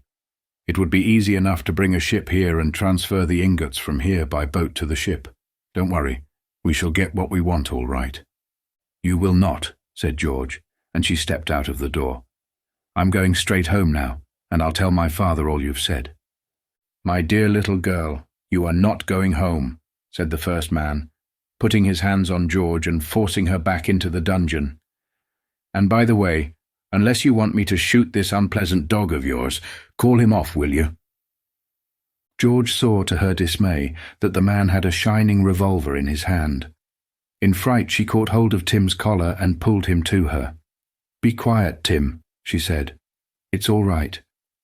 But Tim knew quite well that it wasn't all right. Something was very wrong. He went on growling fiercely. "Now listen to me," said the man, after he had had a hurried talk with his companion. "If you are going to be sensible, nothing unpleasant will happen to you. But if you want to be obstinate, you'll be very sorry. What we are going to do is this. We're going off in our motorboat, leaving you nicely locked up here, and we're going to get a ship and come back for the gold. We don't think it's worthwhile buying the island now we know where the ingots are. And you are going to write a note to your companions above, telling them you found the gold and they are to come down and look for it," said the other man. "Then we shall lock up all of you in this dungeon with the ingots to play with, leaving you food and drink till we come back. Now then, here is a pencil. Write a note to Dick and Anne, whoever they are, and send your dog up with it. Come on." "I won't," said George, her face furious. "I won't. You can't make me do a thing like that. I won't get poor Dick and Anne down here to be made prisoners, and I won't let you have my gold, just when I've discovered it." "We shall shoot your dog if you don't do as you're told," said the first man suddenly. George's heart sank down and she felt cold and terrified. "No, no," she said in a low, desperate voice. "Well, write the note then," said the man, offering her a pencil and paper. "Go on, I'll tell you what to say." "I can't," sobbed George. "I don't want to get Dick and Anne down here to be made prisoners." "All right, I'll shoot the dog then," said the man in a cold voice, and he levelled his revolver at poor Tim. George threw her arms round her dog and gave a scream. "No, no, I'll write the note. Don't shoot Tim, don't shoot him." The girl took the paper and pencil in a shaking hand and looked at the man. "Write this," he ordered. "Dear Dick and Anne, we've found the gold. Come on down at once and see it. Then sign your name, whatever it is." George wrote what the man had said. Then she signed her name. But instead of writing George's, she put Georgina. She knew that the others would feel certain she would never sign herself that, and she hoped it would warn them that something odd was up. The man took the note and fastened it to Tim's collar. The dog growled all the time, but George kept telling him not to bite. "Now tell him to go and find your friends," said the man. "Find Dick and Anne," commanded George. "Go on, Tim. Find Dick and Anne. Give them the note." Tim did not want to leave George, but there was something very urgent in her voice. He took one last look at his mistress, gave her hand a lick, and sped off down the passage. He knew the way now. Up the rocky steps he bounded and into the open air. He stopped in the old yard, sniffing. Where were Dick and Anne? He smelt their footsteps and ran off, his nose to the ground. He soon found the two children out on the rocks. Dick was feeling better now and was sitting up. His cheek had almost stopped bleeding. "Hello," he said in surprise when he saw Tim. "Here's Timothy. Why, Tim, old chap, why have you come to see us? Did you get tired of being underground in the dark?" "Look, Dick, he's got something twisted into his collar," said Anne, her sharp eyes seeing the paper there. "It's a note. I expect it's from the others, telling us to go down. Isn't Tim clever to bring it?" Dick took the paper from Tim's collar. He undid it and read it. "Dear Dick and Anne," he read out aloud. "We've found the gold. Come on down at once and see it. Georgina." "Ooh," said Anne, her eyes shining. "They've found it. Oh, Dick, are you well enough to come now? Let's hurry." But Dick did not get up from the rocks. He sat and stared at the note, puzzled. "What's the matter?" said Anne impatiently. "Well, don't you think it's funny that George should suddenly sign herself Georgina?" said Dick slowly. "You know how she hates being a girl and having a girl's name. You know how she will never answer if anyone calls her Georgina. And yet in this note she signs herself by the name she hates. It does seem a bit funny to me, almost as if it's a kind of warning that there's something wrong." "Oh, don't be so silly, Dick," said Anne. "What could be wrong? Do come on." "Anne, I'd like to pop over to that inlet of ours to make sure there's no one else come to the island," said Dick. "You stay here." But Anne didn't want to stay there alone. She ran round the coast with Dick, telling him all the time that she thought he was very silly. But when they came to the little harbour, they saw that there was another boat there as well as their own. It was a motorboat. Someone else was on the island. "Look," said Dick in a whisper. "There is someone else here, and I bet it's the men who want to buy the island. I bet they've read that old map and know there's gold here, and they found George and Julian and want to get us all together down in the dungeons, so that they can keep us safe till they've stolen the gold. That's why they made George send us that note, but she signed it with a name she never uses, to warn us. Now we must think hard. What are we going to do?" Chapter 15. Dick to the rescue. Dick caught hold of Anne's hand and pulled her quickly away from the cove. He was afraid that whoever had come to the island might be somewhere about and see them. The boy took Anne to the little stone room where their things were, and they sat down in a corner. "Whoever has come has discovered Julian and George smashing in that door, I should think," said Dick in a whisper. "I simply can't think what to do. We mustn't go down into the dungeons or we'll most certainly be caught. Hello, where's Tim off to?" The dog had kept with them for a while, but now he ran off to the entrance of the dungeons. He disappeared down the steps. He meant to get back to George, for he knew she was in danger. Dick and Anne stared after him.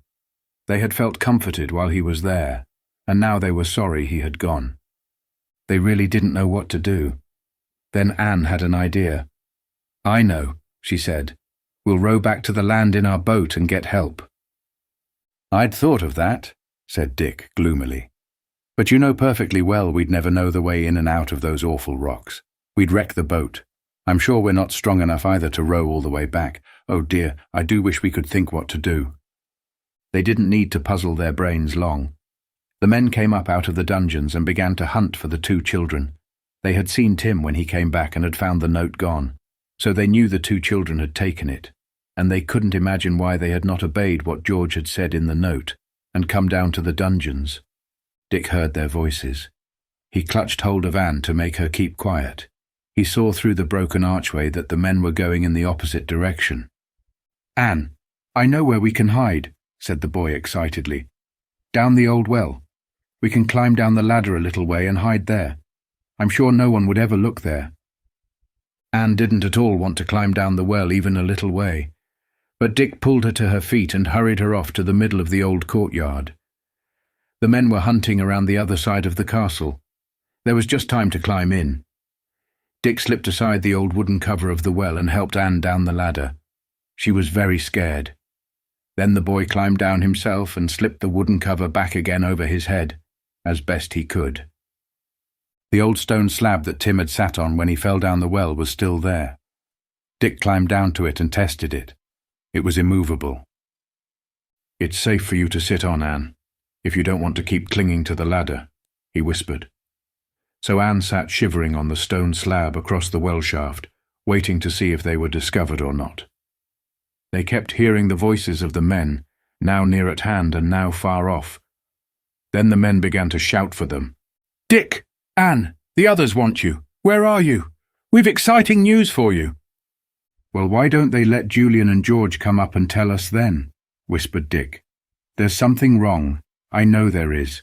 I do wish we could get to Julian and George and find out what has happened." The two men came into the courtyard.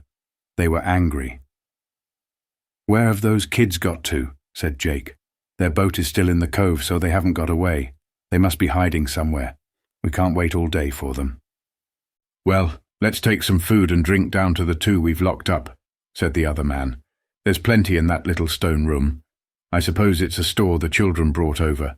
We'll leave half in the room so that the other two kids can have it, and we'll take their boat with us so that they can't escape." "Right," said Jake. "The thing to do is to get the gold away as quickly as possible and make sure the children are prisoners here until we've made a safe getaway. We won't bother any more about trying to buy the island. After all, it was only the idea of getting the ingots that put us up to the idea of getting Kirrin Castle and the island." "Well, come on," said his companion. "We will take the food down now and not bother about the other kids. You stay here and see if you can spot them while I go down." Dick and Anne hardly dared to breathe when they heard all this. How they hoped that the men wouldn't think of looking down the well. They heard one man walk to the little stone room. It was plain that he was getting food and drink to take down to the two prisoners in the dungeons below. The other man stayed in the courtyard, whistling softly. After what seemed a very long time to the hidden children, the first man came back. Then the two talked together and at last went off to the cove. Dick heard the motorboat being started up. "It's safe to get out now, Anne," he said. "Isn't it cold down here? I'll be glad to get out into the sunshine." They climbed out and stood warming themselves in the hot summer sunshine. They could see the motorboat streaking towards the mainland. "Well, they're gone for the moment," said Dick, "and they've not taken our boat, as they said. If only we could rescue Julian and George, we could get help, because George could row us back." "Why can't we rescue them?" cried Anne, her eyes shining. "We can go down the steps and unbolt the door, can't we?" "No, we can't," said Dick. "Look." Anne looked to where he pointed. She saw that the two men had piled big, heavy slabs of broken stone over the dungeon entrance. It had taken all their strength to put the big stones there. Neither Dick nor Anne could hope to move them. "It's quite impossible to get down the steps," said Dick. "They've made sure we shan't do that. And you know we haven't any idea where the second entrance is. We only know it was somewhere near the tower." "Let's see if we can find it," said Anne eagerly. They set off to the tower on the right of the castle, but it was quite clear that whatever entrance there might have been once, it was gone now. The castle had fallen in very much just there, and there were piles of old broken stones everywhere, quite impossible to move. The children soon gave up the search. "Blow!" said Dick. "How I do hate to think of poor old Julian and George prisoners down below, and we can't even help them. Oh, Anne, can't you think of something to do?" Anne sat down on a stone and thought hard. She was very worried. Then she brightened up a little and turned to Dick. "Dick, I suppose we couldn't possibly climb down the well, could we?" she asked.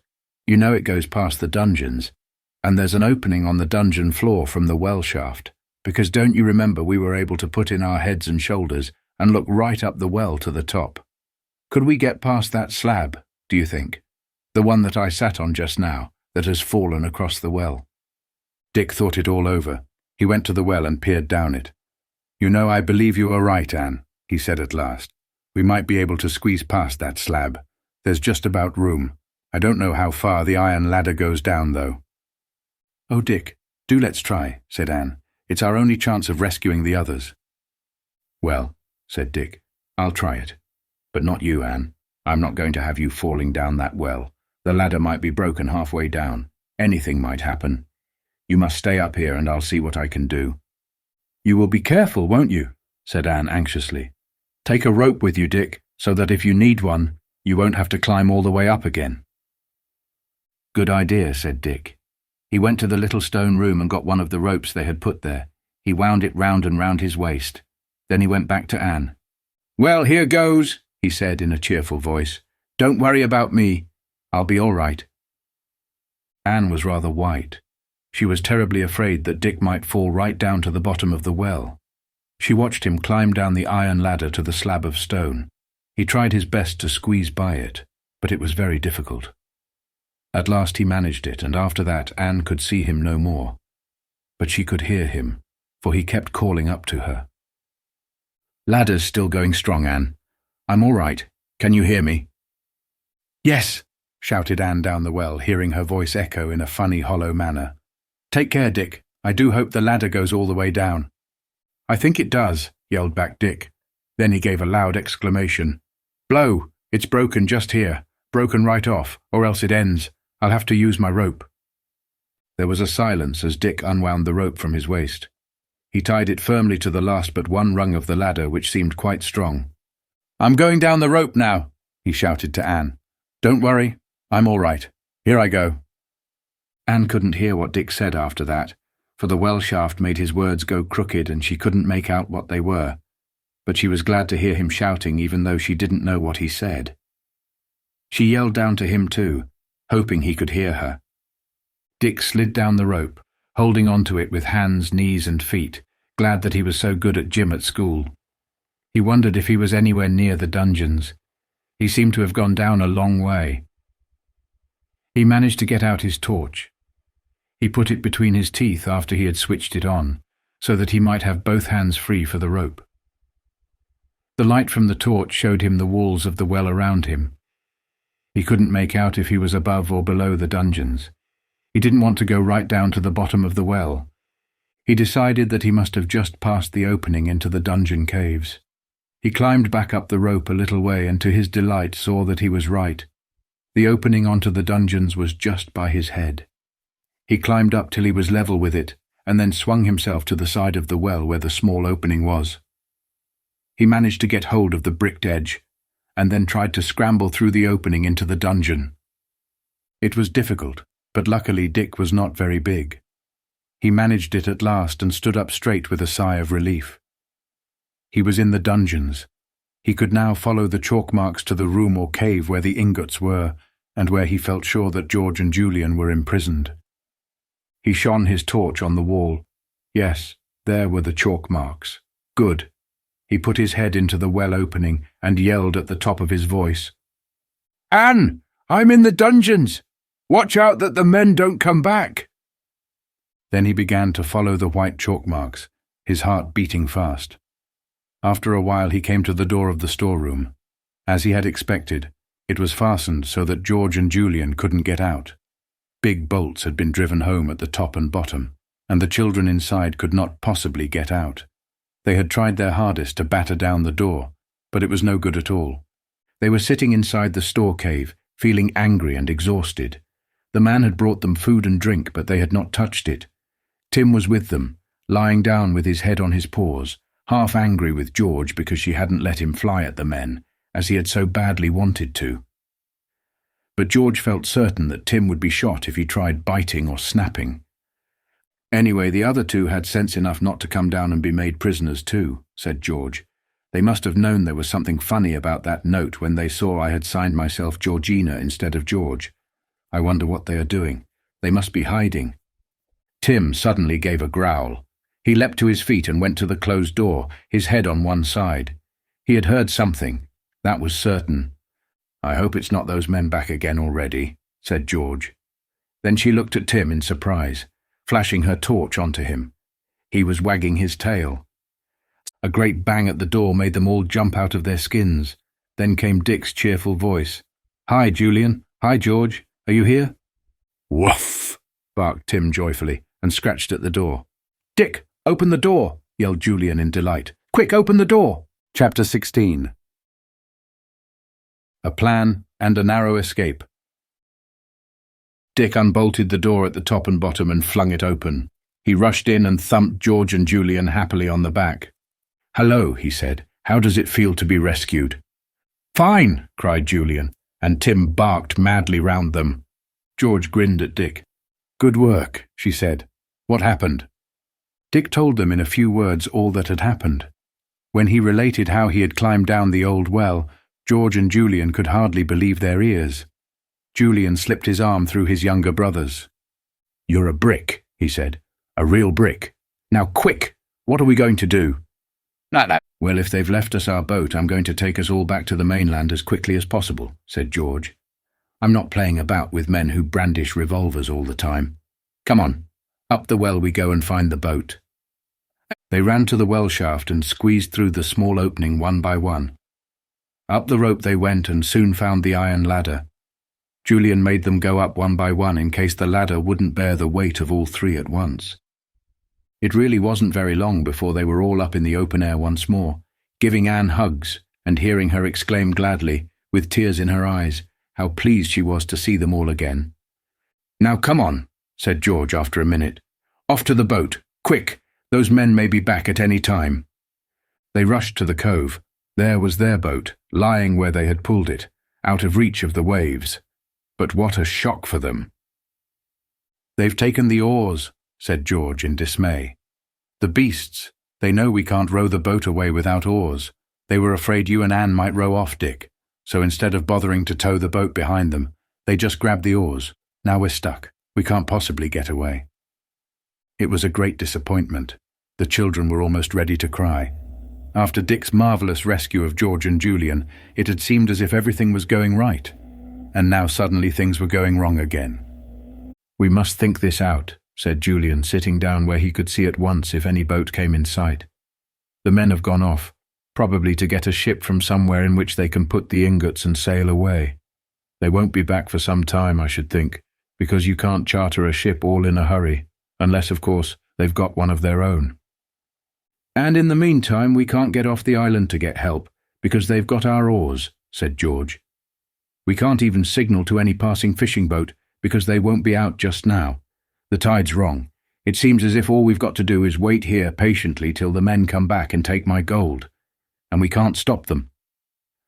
You know, I've got a sort of plan coming into my head," said Julian slowly. "Wait a bit. Don't interrupt me. I'm thinking." The others waited in silence while Julian sat and frowned, thinking of his plan. Then he looked at the others with a smile. "I believe it will work," he said. "Listen, we'll wait here in patience till the men come back. What will they do? They'll drag away those stones at the top of the dungeon entrance and go down the steps. They'll go to the storeroom where they left us, thinking we are still there, and they will go into the room. Well, what about one of us being hidden down there ready to bolt them into the room? Then we can either go off in their motorboat or our own boat if they bring back our oars, and get help." Anne thought it was a marvellous idea, but Dick and George did not look so certain. "We'd have to go down and bolt that door again to make it seem as if we are still prisoners there," said George. "And suppose the one who hides down there doesn't manage to bolt the men in. It might be very difficult to do that quickly enough. They will simply catch whoever we plan to leave down there, and come up to look for the rest of us." "That's true," said Julian thoughtfully. "Well, we'll suppose that Dick, or whoever goes down, doesn't manage to bolt them in and make them prisoners, and the men come up here again. All right. While they are down below, we'll pile big stones over the entrance just as they did. Then they won't be able to get out." "What about Dick down below?" said Anne at once. "I could climb up the well again," said Dick eagerly. "I'll be the one to go down and hide. I'll do my best to bolt the men into the room. And if I have to escape, I'll climb up the well shaft again. The men don't know about that, so even if they are not prisoners in the dungeon room, they'll be prisoners underground." The children talked over this plan, and decided that it was the best they could think of. Then George said she thought it would be a good thing to have a meal. They were all half-starved, and now that the worry and excitement of being rescued was over, they were feeling very hungry. They fetched some food from the little room and ate it in the cove, keeping a sharp lookout for the return of the men. After about 2 hours, they saw a big fishing smack appear in the distance, and heard the chug-chug-chug of a motorboat too. "There they are," said Julian in excitement, and he jumped to his feet. "That's the ship they mean to load with the ingots and sail away in safety. And there's the motorboat bringing the men back. Quick, Dick, Down the well you. Go and hide until you hear them in the dungeons." Dick shot off. Julian turned to the others. "We'll have to hide," he said. "Now that the tide is out, we'll hide over there, behind those uncovered rocks. I don't somehow think the men will do any hunting for Dick and Anne, but they might. Come on, quick." They all hid themselves behind the rocks and heard the motorboat come chugging into the tiny harbour. They could hear men calling to one another. There sounded to be more than 2 men this time.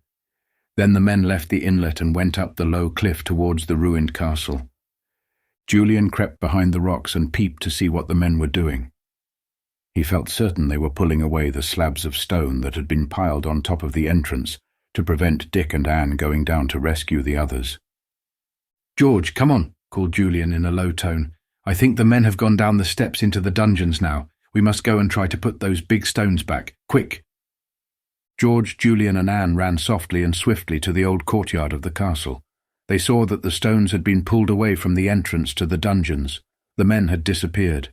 They had plainly gone down the steps.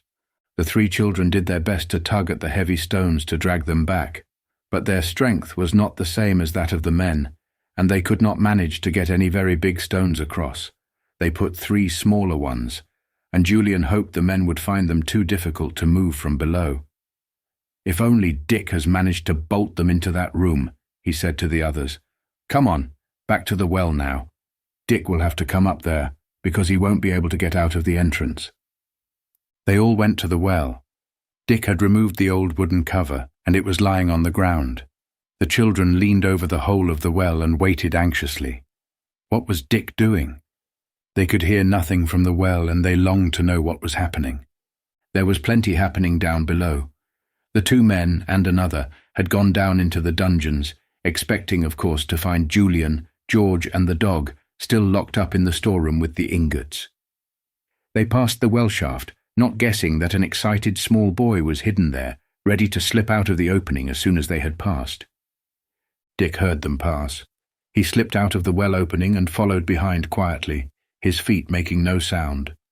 He could see the beams made by the men's powerful torches, and with his heart thumping loudly, he crept along the smelly old passages, between great caves, until the men turned into the wide passage where the store cave lay. "Here it is," Dick heard one of the men say, as he flashed his torch onto the great door. "The gold's in there. So are the kids."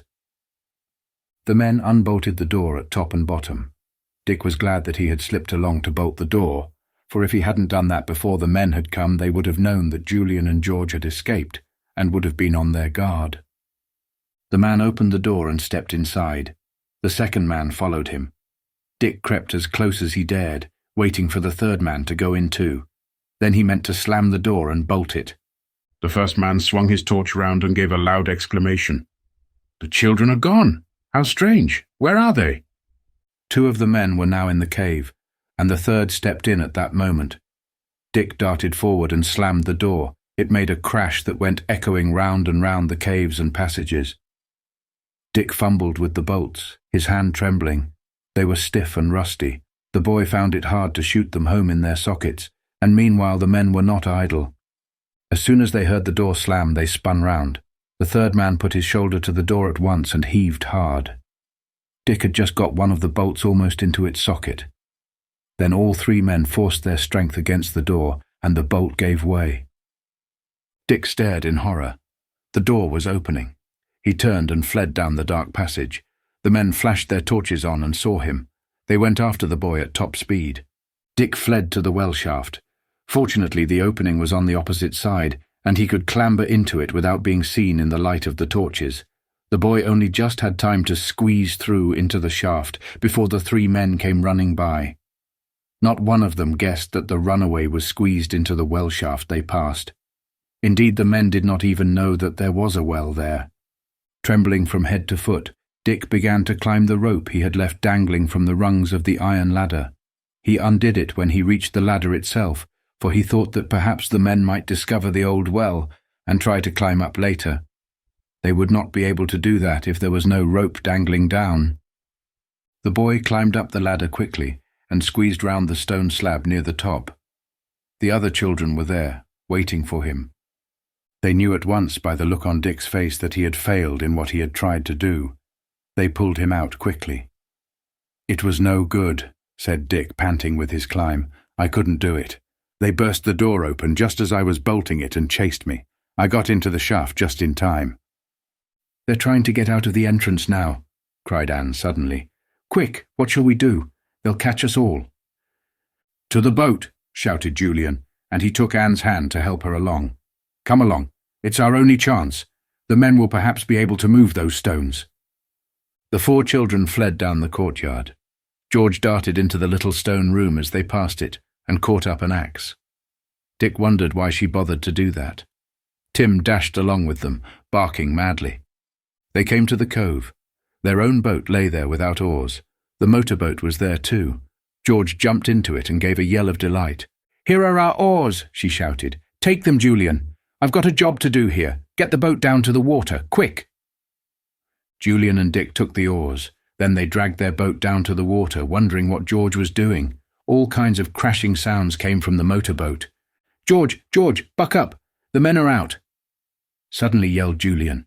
He had seen the 3 men running to the cliff that led down to the cove. George leapt out of the motorboat and joined the others. They pushed their boat out onto the water, and George took the oars at once, pulling for all she was worth. The 3 men ran to their motorboat. Then they paused in the greatest dismay, for George had completely ruined it. She had chopped wildly with her axe at all the machinery she could see, and now the boat could not possibly be started. It was damaged beyond any repair the men could make with the few tools they had. "You wicked girl!" yelled Jake, shaking his fist at George. "Wait till I get you." "I'll wait," shouted back George, her blue eyes shining dangerously. "And you can wait too. You won't be able to leave my island now." Chapter 17. The end of the great adventure. The 3 men stood at the edge of the sea, watching George pull away strongly from the shore. They could do nothing. Their boat was quite useless. "The fishing smack they've got waiting out there is too big to use in that little inlet," said George as she pulled hard at her oars. "They'll have to stay there till someone goes in with a boat. I guess they're as wild as can be." Their boat had to pass fairly near to the big fishing boat. A man hailed them as they came by. "Ahoy there! Have you come from Kirrin Island?" "Don't answer," said George. "Don't say a word." So no one said anything at all, but looked the other way as if they hadn't heard. "Ahoy there!" yelled the man angrily. "Are you deaf? Have you come from the island?" Still the children said nothing at all, but looked away while George rowed steadily. The man on the ship gave it up and looked in a worried manner towards the island. He felt sure the children had come from there, and he knew enough of his comrades' adventures to wonder if everything was right on the island. "He may put out a boat from the smack and go and see what's happening," said George. "Well, he can't do much except take the men off, with a few ingots. I hardly think they'll dare to take any of the gold, though, now that we've escaped to tell our tale." Julian looked behind at the ship. He saw after a time that the little boat it carried was being lowered into the sea. "You're right," he said to George. "They're afraid something is up. They're going to rescue those 3 men. What a pity." Their little boat reached land. The children leapt out into the shallow water and dragged it up to the beach. Tim pulled at the rope too, wagging his tail. He loved to join in anything that the children were doing. "Shall you take Tim to Alf?" asked Dick. George shook her head. "No," she said. "We haven't any time to waste. We must go and tell everything that has happened. I'll tie Tim up to the fence in the front garden." They made their way to Kirrin Cottage at top speed. Aunt Fanny was gardening there. She stared in surprise to see the hurrying children. "Why?" she said. "I thought you were not coming back till tomorrow or the next day. Has anything happened? What's the matter with Dick's cheek?" "Nothing much," said Dick. The others chimed in. "Aunt Fanny, where's Uncle Quentin? We have something important to tell him." "Mother, we've had such an adventure." "Aunt Fanny, we've an awful lot to tell you. We really have." Aunt Fanny looked at the untidy children in amazement. "Whatever has happened?" she said. Then she turned towards the house and called, "Quentin! Quentin! The children have something to tell us." Uncle Quentin came out, looking rather cross, for he was in the middle of his work. "What's the matter?" he asked. "Uncle, it's about Kirrin Island," said Julian eagerly. Those men haven't bought it yet, have they? Well, it's practically sold, said his uncle. I've signed my part and they are to sign their part tomorrow. Why? What's that to do with you? Uncle, those men won't sign tomorrow, said Julian. Do you know why they wanted to buy the island and the castle? Not because they really wanted to build an hotel or anything like that, but because they knew the lost gold was hidden there. What nonsense are you talking? Said his uncle. It isn't nonsense, father, cried George indignantly. It's all true. The map of the old castle was in that box you sold, and in the map was shown where the ingots were hidden by my great-great-great-grandfather. George's father looked amazed and annoyed. He simply didn't believe a word. But his wife saw by the solemn and serious faces of the 4 children that something important really had happened. And then Anne suddenly burst into loud sobs. The excitement had been too much for her, and she couldn't bear to think that her uncle wouldn't believe that everything was true. Aunt Fanny, it's all true, she sobbed. Uncle Quentin is horrid not to believe us. Oh, Aunt Fanny, the man had a revolver, and oh, he made Julian and George prisoners in the dungeons, and Dick had to climb down the well to rescue them, and George has smashed up their motorboat to stop them escaping. Her aunt and uncle couldn't make head or tail of this, but Uncle Quentin suddenly seemed to think that the matter was serious and worth looking into. Smashed up a motorboat, he said. Whatever for? Come indoors. I shall have to hear the story from beginning to end. It seems quite unbelievable to me. They all trooped indoors. Anne sat on her aunt's knee and listened to George and Julian telling the whole story. They told it well and left nothing out. Aunt Fanny grew quite pale as she listened, especially when she heard about Dick climbing down the well. You might have been killed, she said. Oh, Dick, what a brave thing to do. Uncle Quentin listened in the utmost amazement. He had never had much liking or admiration for any children. He always thought they were noisy, tiresome and silly. But now, as he listened to Julian's tale, he changed his mind about these 4 children at once. You've been very clever, he said, and very brave too. I'm proud of you. Yes, I'm very proud of you all. No wonder you didn't want me to sell the island, George, when you knew about the ingots. But why didn't you tell me? The 4 children stared at him and didn't answer. They couldn't very well say, well, firstly, you wouldn't have believed us. Secondly, you are bad-tempered and unjust, and we are frightened of you. Thirdly, we didn't trust you enough to do the right thing. Why don't you answer? Said their uncle. His wife answered for them in a gentle voice. Quentin, you scare the children, you know, and I don't expect they like to go to you. But now that they have, you will be able to take matters into your own hands. The children cannot do any more. You must ring up the police and see what they have to say about all this. Right, said Uncle Quentin, and he got up at once. He patted Julian on the back. You have all done well, he said. Then he ruffled George's short curly hair. And I'm proud of you too, George, he said. Oh, father, said George, going red with surprise and pleasure. She smiled at him and he smiled back. The children noticed that he had a very nice face when he smiled. He and George were really very alike to look at. Both looked ugly when they sulked and frowned, and both were good to look at when they laughed or smiled. George's father went off to telephone the police and his lawyer too. The children sat and ate biscuits and plums, telling their aunt a great many little details they had forgotten when telling the story before. As they sat there came a loud and angry bark from the front garden. George looked up. That's Tim, she said, with an anxious look at her mother. I hadn't time to take him to Alf, who keeps him for me. Mother, Tim was such a comfort to us on the island, you know. I'm sorry he's barking now, but I expect he's hungry. Well, fetch him in, said her mother unexpectedly. He's quite a hero too. We must give him a good dinner. George smiled in delight. She sped out of the door and went to Tim. She set him free and he came bounding indoors, wagging his long tail. He licked George's mother and cocked his ears at her. Good dog, she said, and actually patted him. I'll get you some dinner. Tim trotted out to the kitchen with her. Julian grinned at George. Well, look at that, he said. Your mother's a brick, isn't she? Yes, but I don't know what father will say when he sees Tim in the house again, said George doubtfully. Her father came back at that minute, his face grave. "The police take a serious view of all this," he said, "and so does my lawyer. They all agree in thinking that you children have been remarkably clever and brave. And George, my lawyer says that the ingots definitely belong to us. Are there really a lot?" "Father, there are hundreds," cried George. "Simply hundreds, all in a big pile in the dungeon. Oh, Father, shall we be rich now?" "Yes," said her father, "we shall. Rich enough to give you and your mother all the things I've longed to give you for so many years and couldn't. I've worked hard enough for you, but it's not the kind of work that brings in a lot of money, and so I've become irritable and bad-tempered. But now you shall have everything you want." "I don't really want anything I haven't already got," said George. "But, Father, there is one thing I'd like more than anything else in the world, and it won't cost you a penny."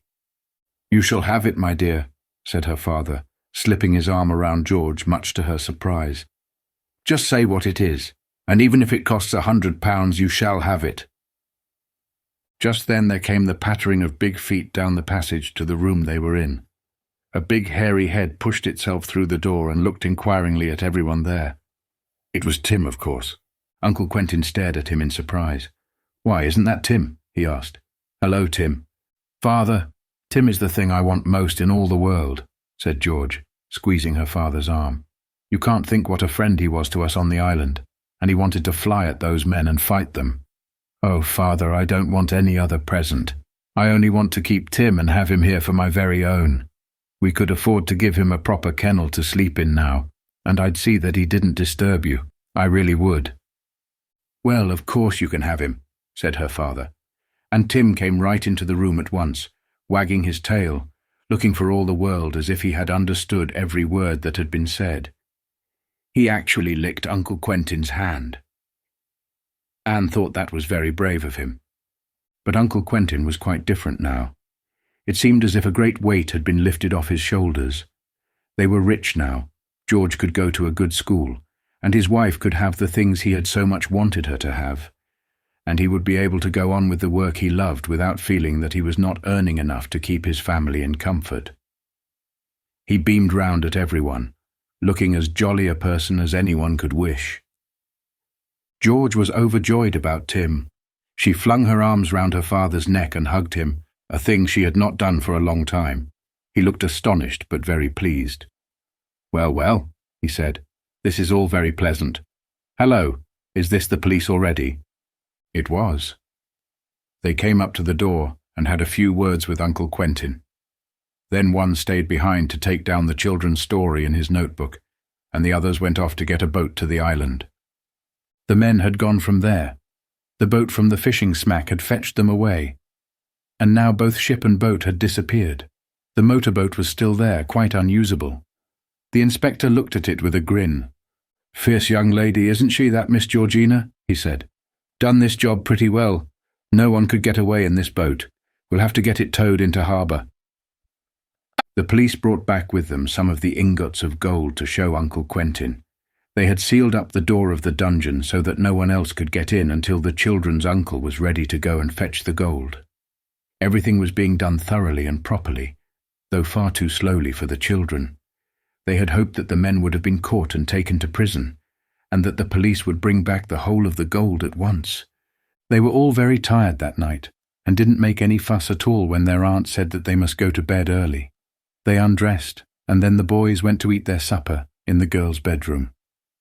Tim was there, ready to lick up any fallen crumbs.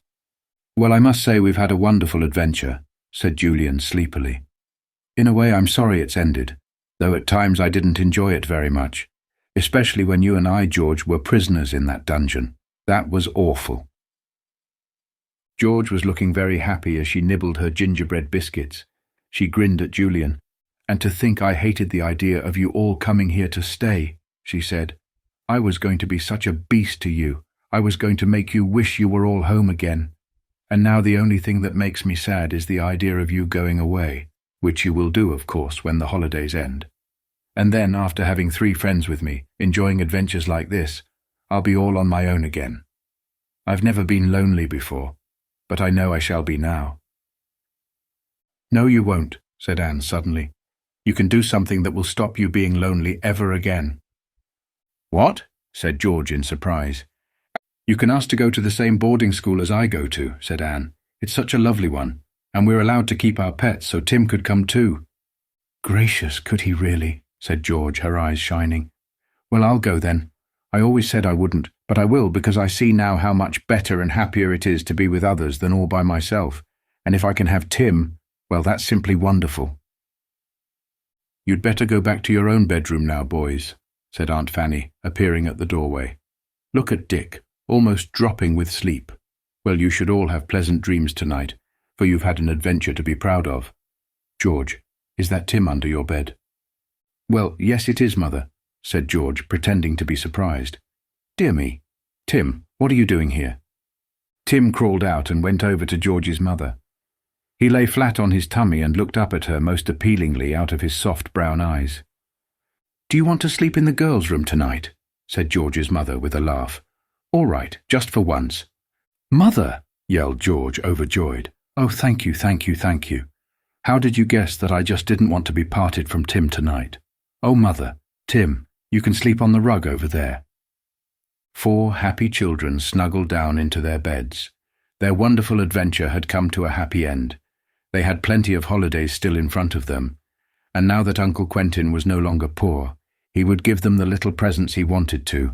George was going to school with Anne, and she had Tim for her own again. The island and castle still belonged to George. Everything was marvellous.